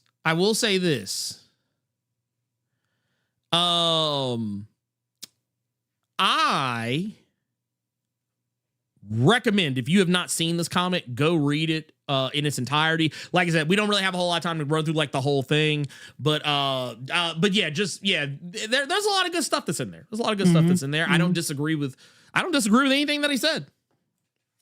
And also I will point out, says that he's a fan. He is a fan. He didn't start the comment off saying as a black man. But no, so shout out to Chris Allen for from coming from a teachable place. I actually thought it was really cool. Yeah. Ooby Dooby over on Twitch says, anytime people call you racist, just bring up your favorite white superheroes like they do with Black Panther and Miles right? Morales. Oh man, yeah. Look. Hey, you can't be racist. Your wife is white. Right? Yeah. That's an automatic card. That's hey, automatic boom, card. My done. wife is white. Yeah. That's the headshot. And here's the funny thing. My wife hates white people more than I do. So there you go. Damn. So your wife's an anti-white racist. Man, hate to hear it. She needs to learn to love herself, man. She needs to learn to love herself. But no, my the most common phrase is said in our house, and it's typically from my wife. She's like, fucking white people. That's what she says. She says that shit all the time. And I got white friends. I've actually let white people in my home. I've let white people in my home. Can't be racist. I used to have a white best friend until he turned into a whole maggot. That was the you told me about that. That's rough. Yeah. Had to let him go. So yeah, that is what it is there. I mean, yeah, I'm not mad at it. I will say that I'll say this much. As far as everything else goes, I don't know if this means anything to anybody. But yeah, I'm not gonna stop doing what I do. I mean, I'm going to call out. I'm going to call out fuck shit when and where I see it. I'm going to say things when and where I see, like, case in point, no one has said anything to me about the Sam Wilson Captain America comic that came out this week. I haven't seen anybody talk about that shit. I think I'm the only person I've actually seen say anything about it. Mm-hmm. And that comic literally has, you know what, fuck it. I'm going to show y'all because I don't care. I'm gonna share. That's good to hear, Bill. I was just about to ask that of the chat, actually. What was that? He said he liked Captain America: Brave New World. Oh, I've been hearing a lot of negativity about it, not from like MAGA people. I've heard from people to where it made me nervous. I was like, wait a minute, you're not MAGA.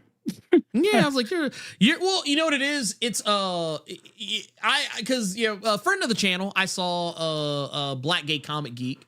I didn't see the whole review because I kind of just want to have my own opinion before I actually read anyone else's or see anyone else's. But I saw like a part of the post where basically it was just kind of saying to the tune that the movie was too safe.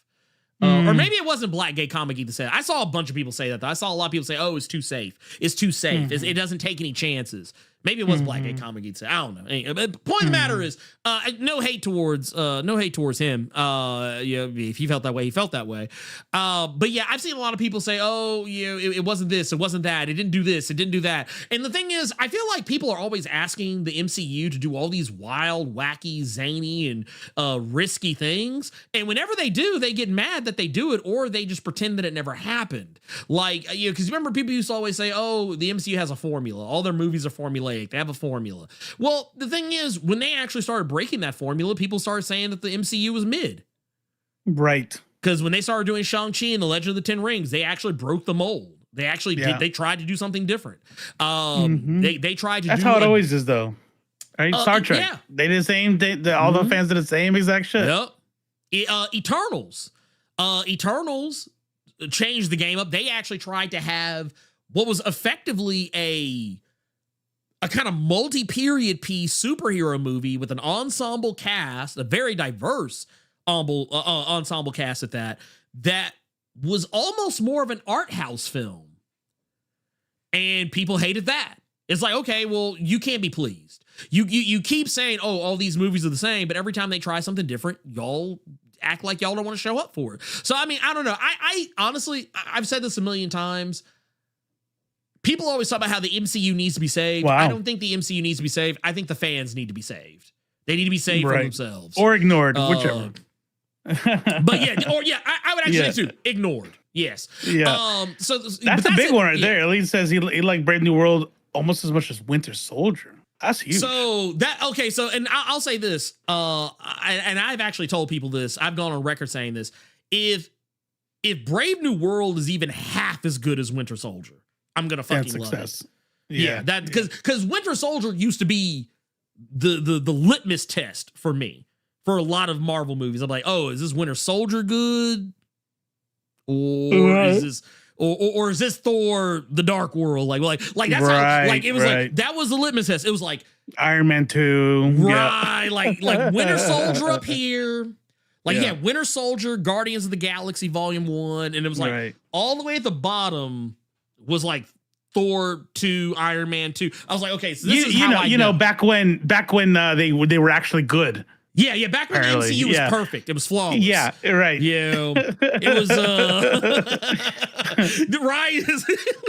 Oh, is it Winter Soldier good or Guardians 2 good? It's like yeah.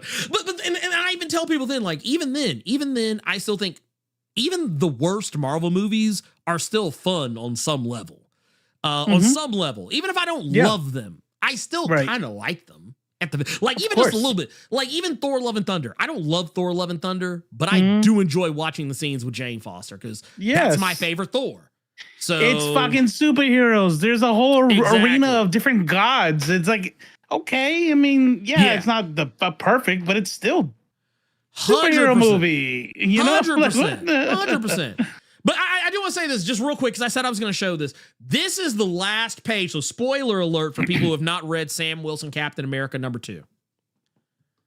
This is the last page of Sam Wilson Captain America #2.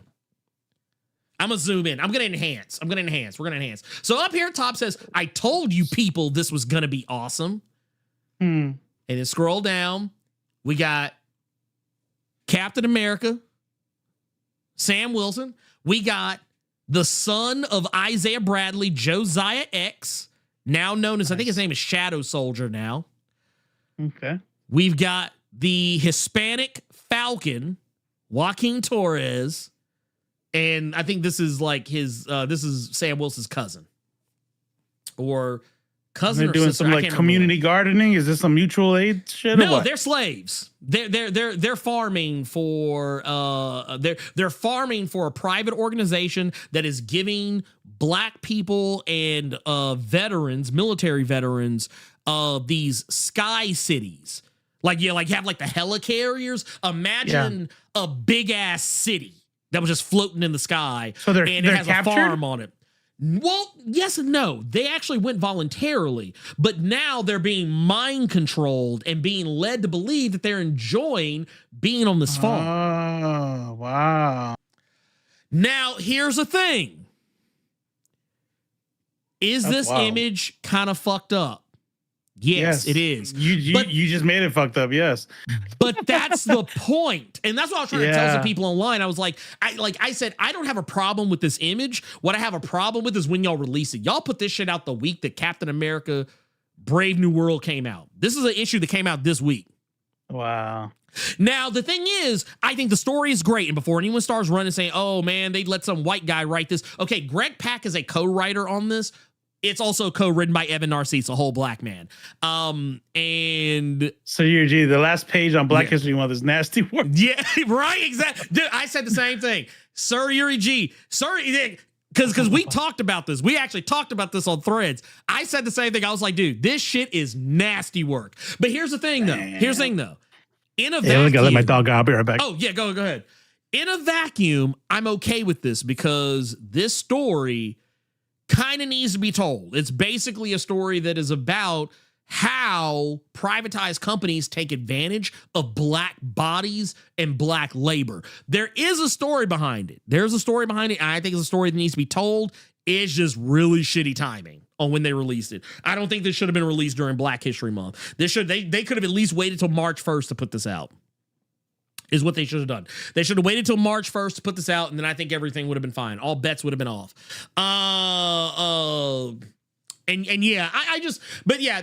That's kind of where I'm at on that. But yeah, I keep that same energy. Okay. If I don't like something, I don't like something, and no one's gonna make me like it. Not without a lot of sound evidence. But if I say that hey, I like this thing, but I don't think what it did, specifically is a good look. If that makes you angry, then you have a bigger problem than I do. If me calling out, and I guarantee all these people were white. I think with the exception of maybe one of those people who left a comment, I think all of them are white. I think of the comments we looked at, other than the artist Chris Allen, and other than the one dude with the two first names, I think all the rest of those commenters were white. I'm 100% certain. So that's like Trick Williams getting whipped with a strap on the first NXT in February. Yeah, see, that's the thing. I couldn't get jiggy with that. That's a look. No, I can't get jiggy with this shit. I can't do it. What does the Shattering Echo said? They try to get rid of slavery in history and textbooks. Marvel said, wait just 1 minute. It's like, I mean, but that's what it is. It's like, I think that we could always be doing better.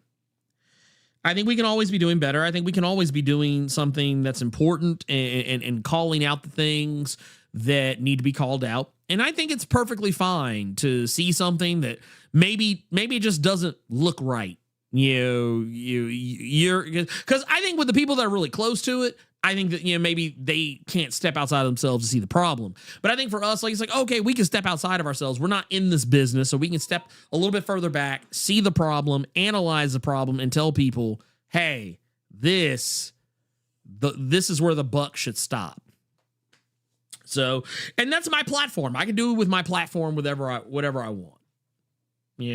So the people that are mad at me for using my platform that I created, that is not theirs, to try to tell me to be quiet about something that I very much have every right to talk about because, well, for one, it's my platform. For two, I am black. And for three, I can do whatever the fuck I want. I'm grown.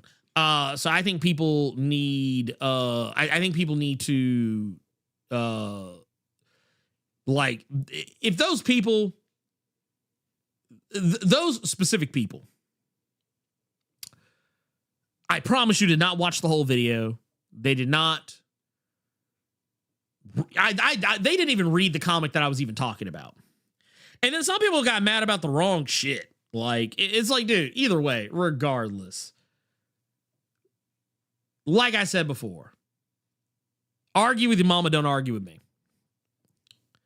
Argue with your mama, don't argue with me. Speaking of, because like I said, I'm not giving these people any more of my precious oxygen.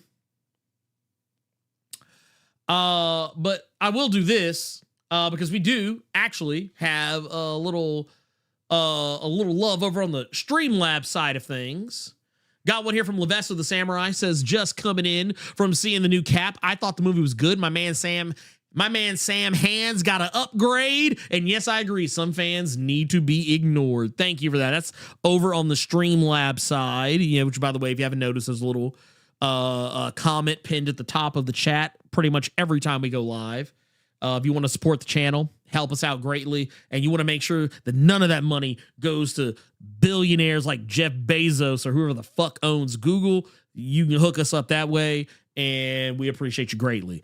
That said, I don't know. I feel like, man, where are we at on time? I think we're just over 3 hours. I'm not gonna lie, man. I'm feeling kind of hungry, feeling kind of peckish. I know I got ribs out there waiting on me. I just put some chicken legs in the defrost. I was like, you know what? Mandy is gonna be in Germany for the next week. I'm all by myself. I'm like, oh, she in Germany? Mm-hmm. Yeah, she's doing a Euro trip with her mom. Dude, she be traveling though. I know. She be traveling. That's when it happens when your parents have money. I'm like, shit, that's not us, but like, people are like, oh, wow, you guys got money. We don't got money. They pay for her to do that shit. Yeah, I'm about to say, I wish. Shit, I'm like, damn. Look. Can she get her? Yeah, I know you said her new daddy-in-law is rich. Man. Can she sponsor a little around the world in 80 days type business? Like, let me get $20. Yeah, can I hold something? Yep. Can I hold 10? Shit, damn. But no, I just wanted to say that don't think for 5 seconds that we're gonna be stopping the wokeness, because I'm gonna tell y'all right now, to the people that love to come in and act indignant talking about it's woke. Well, guess what? We don't care.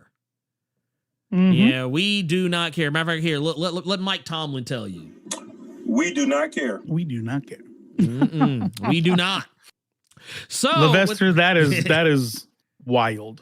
Yeah. That might be the most wild statement I've ever seen anybody make in this chat. I mean, you know what? I'll tell you this much. In a least vacuum, favorite? Not my least favorite. Like not my least favorite movie, but like I can see why some people don't like. Like, 'cause I remember I used to see a lot of people say they don't like Endgame. But now, to be fair, a lot of times I saw that it was people who weren't like comic book people. But I get why Endgame is not appealing to a lot of people. Because the movie does just kind of assume you saw the previous one. Which, to be fair, it's a two-parter. So, I mean, that's a fair if you thing to did, expect. right, which I gotta assume Levester did, Yes. why, what would make it not good? I don't know. I will tell you, for me, I think for me, it's because not why I like the movie, but the reason why I can probably see why some people don't like it is because I think some people expected it to be the lick back episode. Like, okay. Oh, a new battle with Thanos, they whoop him up. Yeah, like I think, well, because they did kind of bait and switch. Because I mean, they axed Thanos literally at the beginning of the movie, and it's like, oh well, shit, we never really got to see them get their lick back. So the Thanos that they're fighting at the end of the movie isn't even the Thanos that did the thing to them that they're trying to avenge. And then you spend most of the movie after killing Thanos at the very beginning, and it's like, oh, well, now everybody's trying to do this fucking Ocean's 11 time heist, you know, stuff, which was fun. It was fun and it was fine, but I would have rather have seen like, hey, the fight against Thanos. I would have rather they did like, but that's pie in the sky. That's coulda, woulda, shouldas. So just based on the movie I got, I'm fine with that. But that's just my take on why I can see why people might not have liked it as much. You know, if I had to force myself, I get it. And I think the reason why it's wild to me at first is I don't look at them as two different movies. When my memory calls back, I look at like Infinity War's Endgame as like one big event. Yeah. And if I do that, I can definitely say I enjoyed the first half of that event more than the second half. Oh, yeah, 100%. Yeah, and because I put them together, I say it's wild. But no, okay, if you just take that movie by itself, I could see it not. Okay. Yeah. Well, now, like Infinity Wars, if you say you don't like Infinity Wars, then you get blocked. Yeah, I mean, you get like that's- banned I'm from about the... because that shit was lit. But like, I wish that the back half of like, and you're right. It is almost, to me, it is just like reading a comic book event. Like, yeah. Sometimes the first half is great and the back half is boring or not as good. Sometimes the first, the beginning is kind of and then the back half is lit. That's common with comic book events. So that's why I totally get it. Like, because, as a matter of fact, when you talk about two-parter movies, I feel the same way about two-parter movies. Like, and I think that's why I was so glad that people got away from that shit. Like back when like any young adult novel that was being turned to a movie, they always had to make the last movie two-parters. Like Harry Potter and the Deathly Hallows Part 1 and 2. It's like, dude, the first movie is so fucking trash. That first Twilight movie did the same thing. Yeah, Twilight did the exact same fucking thing. Hunger Games, the what was it? Mockingjay Part 1 and 2. Mockingjay Part 1, I smooth fell asleep in the theater. Smooth. Like, I'm talking about, like, not just like I nodded off for a little bit. I was out cold. Like, if you like, I hate when I do that because I snore. Oh, and my wife, my wife's always fucking me. I'm like, what happened? You're snoring. I'm like, oh, my bad. But no, I get it. I totally get it. So like, yeah, I understand. That said, yeah, I think, man, I kind of wanted to do call-ins, but I think we're actually gonna skip call-ins this week and questions this week. I think we'll come back next week.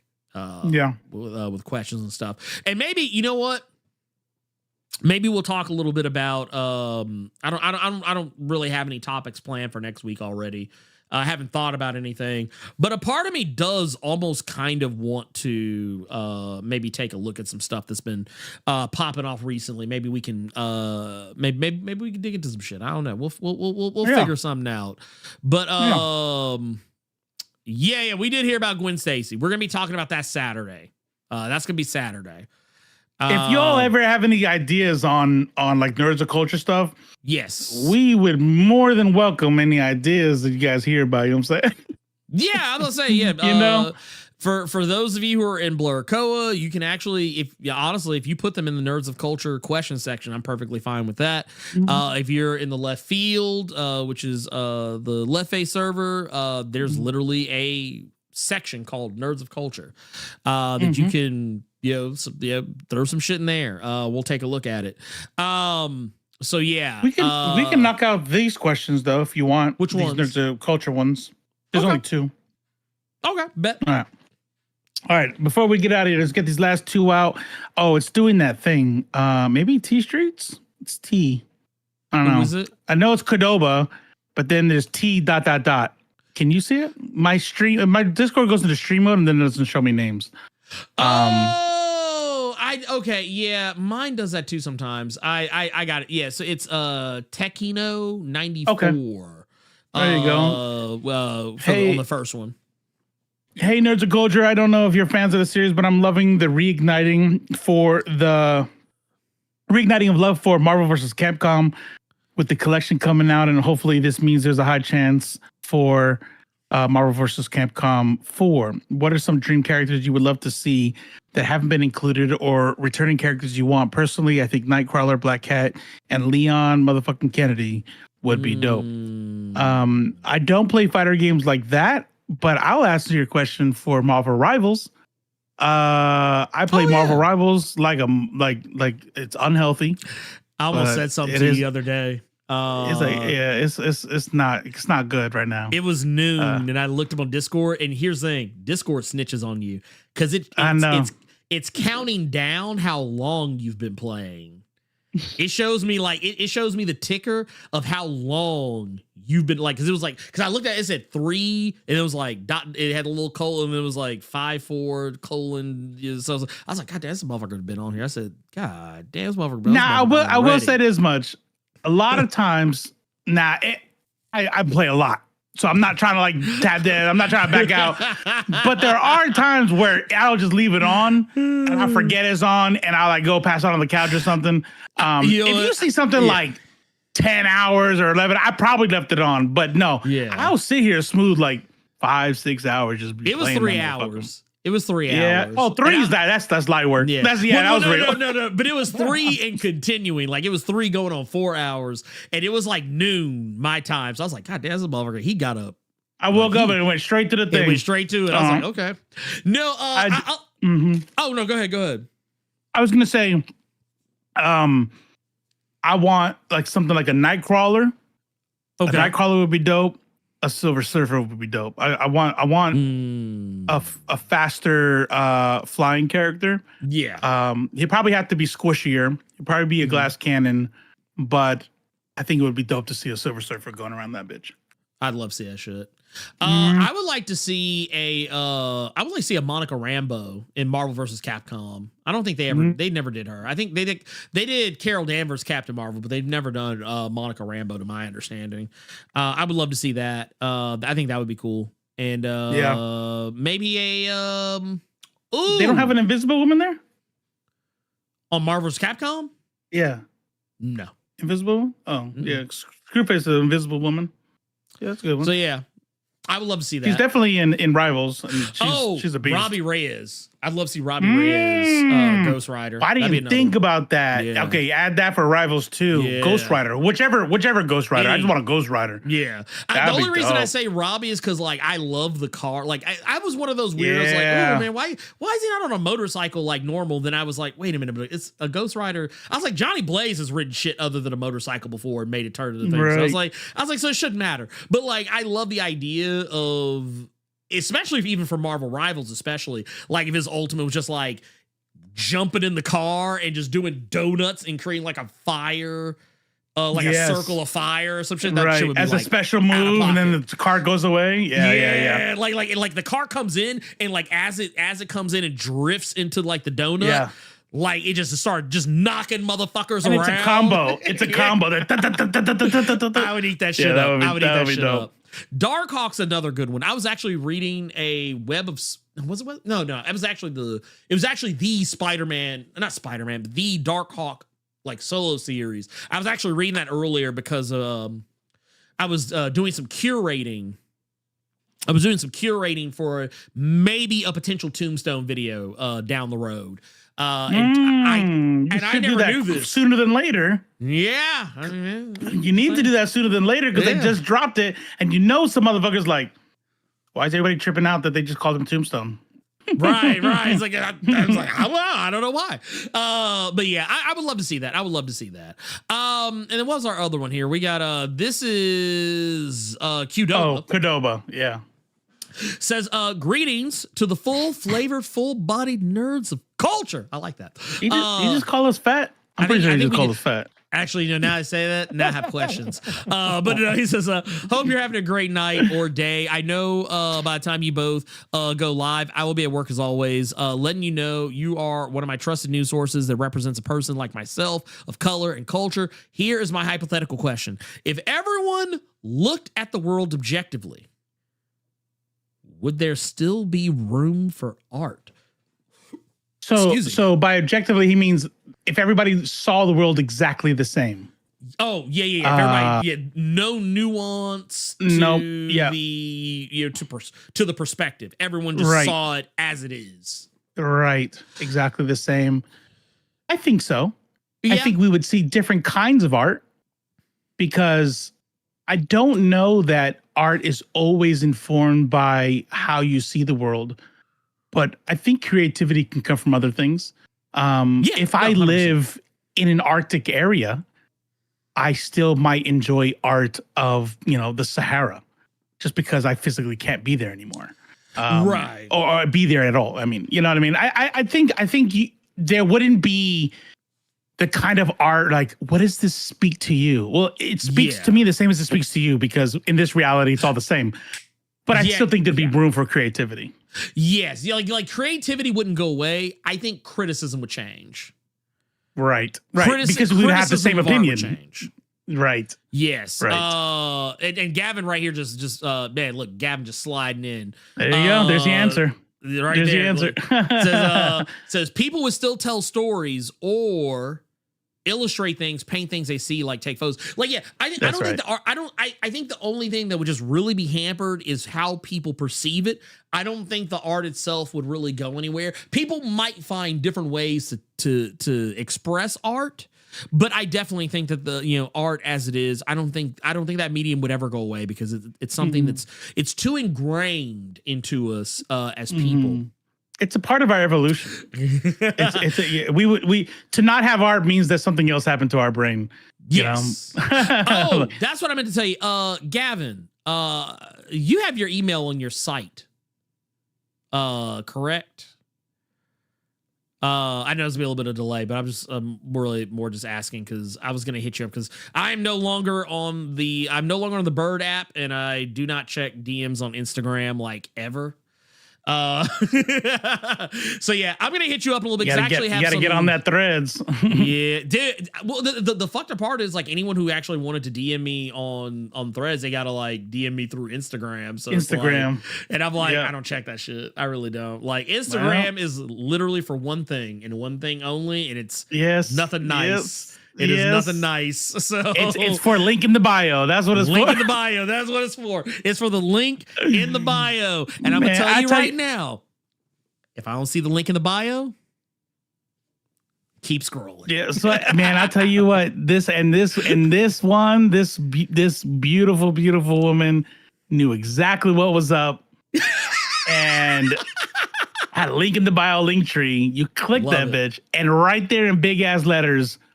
No, I do not have what you're looking for. I'm like, damn, ain't that some shit? I ain't gonna lie. There have been some. There have been some that have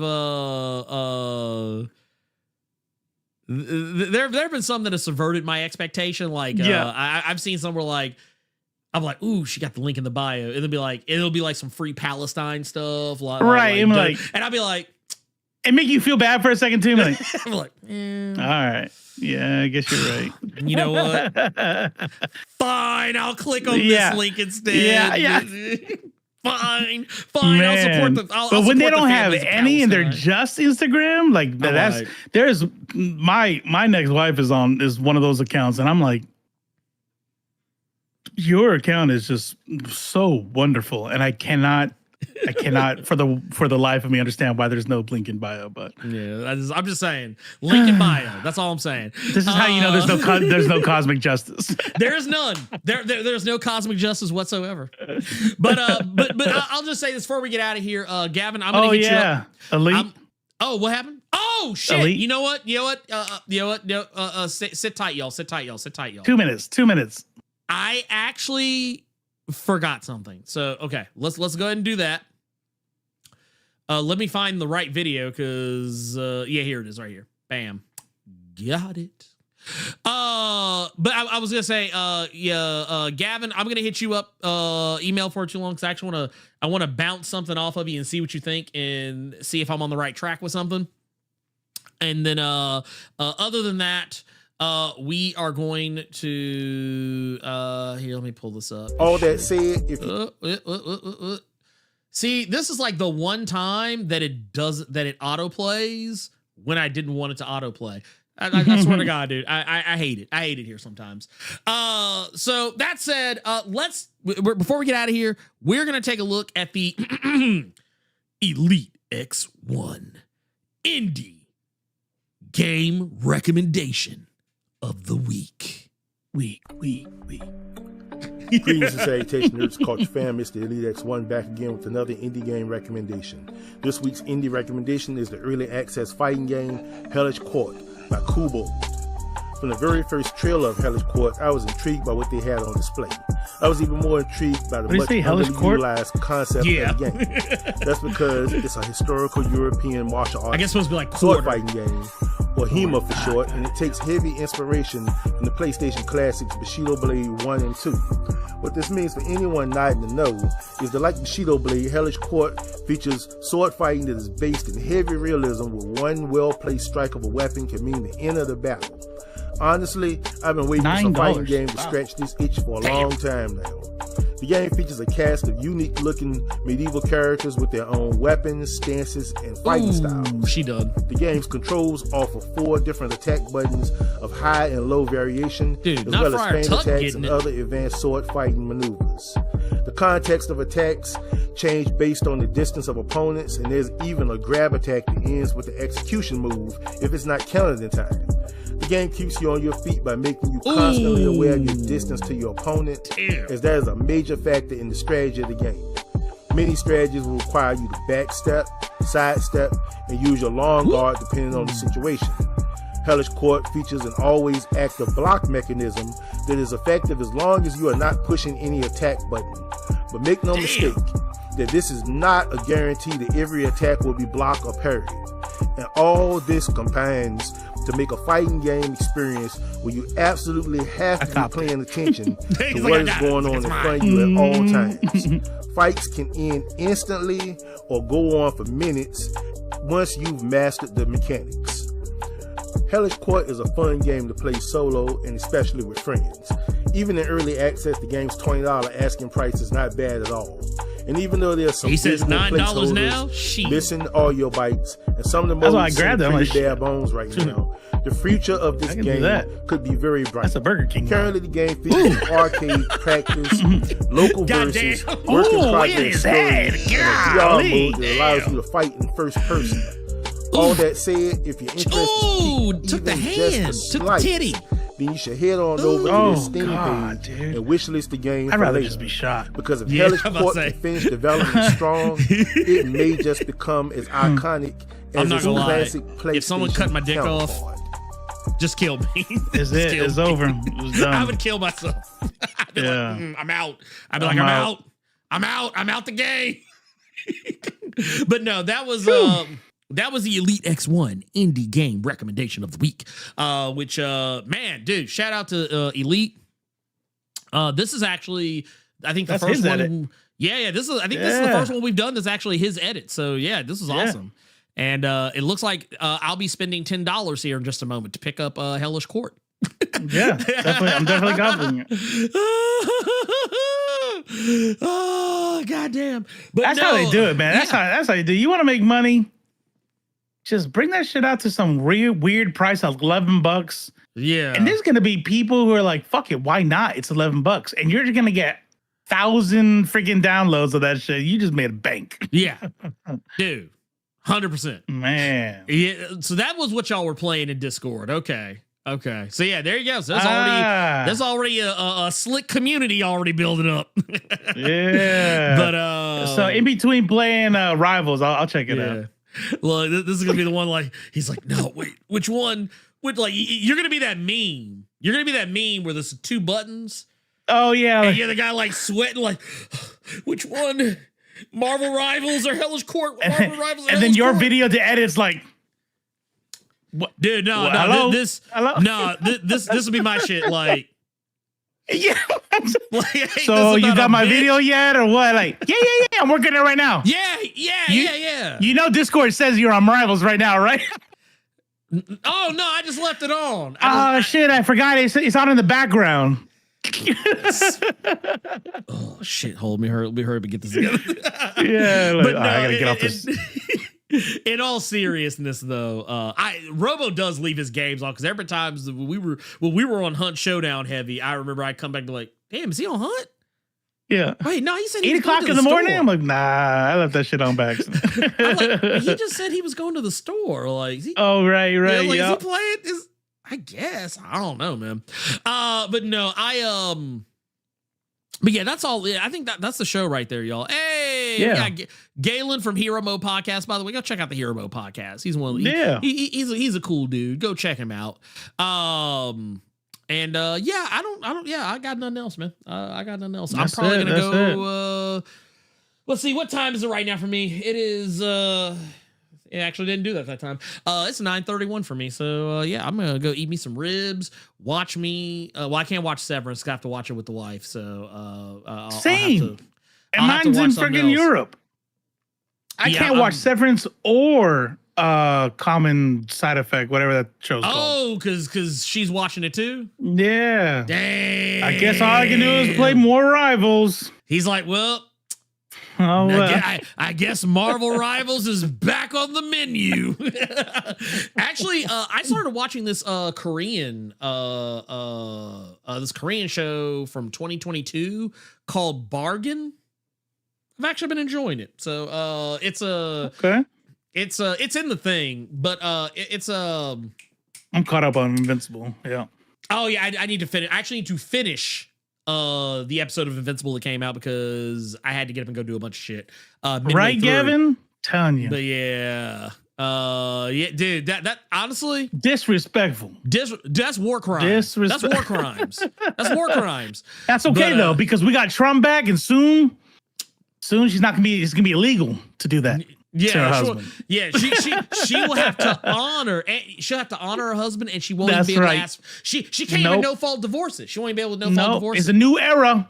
It's a new era, boys. Hey, right? Everything's about to be fixed. Everything. Ain't that right? No, God. But Bargain is about a young lady who suckers men into meeting up with her to have relations under the pretenses that she's a high schooler. But then shenanigans occur, and does she kill them? No. Well, yes and no. Okay. I don't even like telling people the twist here because it's actually cooler if you don't know. Yeah. But basically, just know she's not having relations with these people. Yeah, they don't get this man. It's a setup. Yeah, no, they do. They don't even. Good. Okay, and now I'm back in. Yeah, they don't even get to sniff it. Got it. They don't even. But. And, she's not actually a high schooler though. She's an adult. It's nebulous. It's actually nebulous that whether I think honestly, I actually don't think she's actually a kid. But but that's not really the main plot of the. It's really how you get to the plot of the story, and then like it's in. By the time you get to the first episode, you're like, oh, this is not about. This isn't important to the. This was just to get me here, and then you realize there's a whole other story that's going on. There's something else going on. Yeah, I see. She's a vampire. I get it. See, you know what? I should have said spoiler alert before you said that, but no, joking. I'm joking. That's not what it is. But I will say this: it came out in 2022, and the reason why I actually watched it is because I think one of the actresses. I think I might be wrong. No. Different show. One of the actors in it was in the Money Heist Korea. The Money Heist was like a Spanish language show. They did a Korean version of it. She was in that, and there was another show called Ballerina that the main girl was in, and then one of the other people that's in the show. Remember that show I was telling you about, the 8 show? Yes. One of the people, the actress who plays the absolutely fucking deplorable woman from that show, she's also in this show. So I was like, oh, I want to see more with these actors. So I that's how I found it. But I do recommend it. I do recommend it. But yeah, I do recommend it. It's a really good show. It's wild. It is in the words of college humor Obama, it was bananas. It's called Bargain. It's called Bargain. That's simple one-word title. 2022, 6 episodes. If you want to look for it by actors, look up Jun Jong-soo. Who is the main? She plays the main character. That's the easiest way to find it. Bargain starring Jun Jong-soo. So that's Kadoba made an I don't know why I looked in here, but Kadoba made a mistake. He put a question in here that's definitely a Nerds of Culture question, but there might be something we talk about next week. Actually, he said, "What do you think about the buzz floating around that Jonathan Majors might come back to Marvel?" That's a good combo. We can talk about that next week. Because we almost so to pull the wool back a little bit, we almost talked about the Bo DeMaio video, but then when I looked it up, I saw that it was the Bo DeMaio we talked literally. We talked about. It was the video we talked about months ago, but we were being vague about some of the shit because it was a video that was behind a paywall, and we didn't want, and we were trying to not. Be respectful. We're trying to be respectful. But our opinions and comments on it were the same. So it's the same. Nothing changes. So we didn't talk about it. That's why, if anyone's wondering why we have not talked about the Bo DeMaio video, it's because we literally did months ago. But anyway, talk about down the cave. No, we did two. We did 2 Nerds of Culture episodes on Jonathan Majors. On this. Actually, shit. I think we actually did I think we did more than that. I think we did 2 or 3 on him on Nerds. Yeah. I think we talked about him briefly on Blerd, but not with any granular detail like we did here. Oh, about him returning. Oh, I see. No, not the return. I'm talking about when he first, when the shit first popped off with him and the Grace Jabari of the Jabari tribe. When that first popped up, we talked about Blerd's. We talked about Blerd Cave once. Maybe twice, but I mean, never again after that. We talked about it primarily here. Oh, but yeah, returning, that's another story. We have not talked about it there, and actually, I don't really plan to talk about it there. Mostly because it doesn't really fit the mood. If he comes back, maybe, but yeah, I don't see it happening. But that said, Robo, do you want to take us out? Yeah, ladies, gentlemen, and NBs, that is the show. I'm Robo of Left Face TV. Catch me tomorrow around 8:30ish, maybe 9. Just keep your notifications on. Maybe 9, but I will be live tomorrow. And thank you all. Thank you all for being here. Thank you all for being here on Blerd Without Fear channel. Nerds of Culture. Love it. Gavin Goodry says, hit me up. Yes. Oh, no. Definitely. Oh, yes. I will most certainly be hitting you up. I got a thing that I need guidance on. But that said, man, thank you all, everybody. Thank you all for the love, the energy, all that good stuff. We'll be back next week. See y'all next time for my homies. In Blurcoa, in the left field, in the chat, the lurkers, the chatters, the super chatters, the channel members, patrons, all of y'all for Robo of Left Face TV. I am a Blerd without fear. And from now until 2028, Donald Trump, you can go to hell.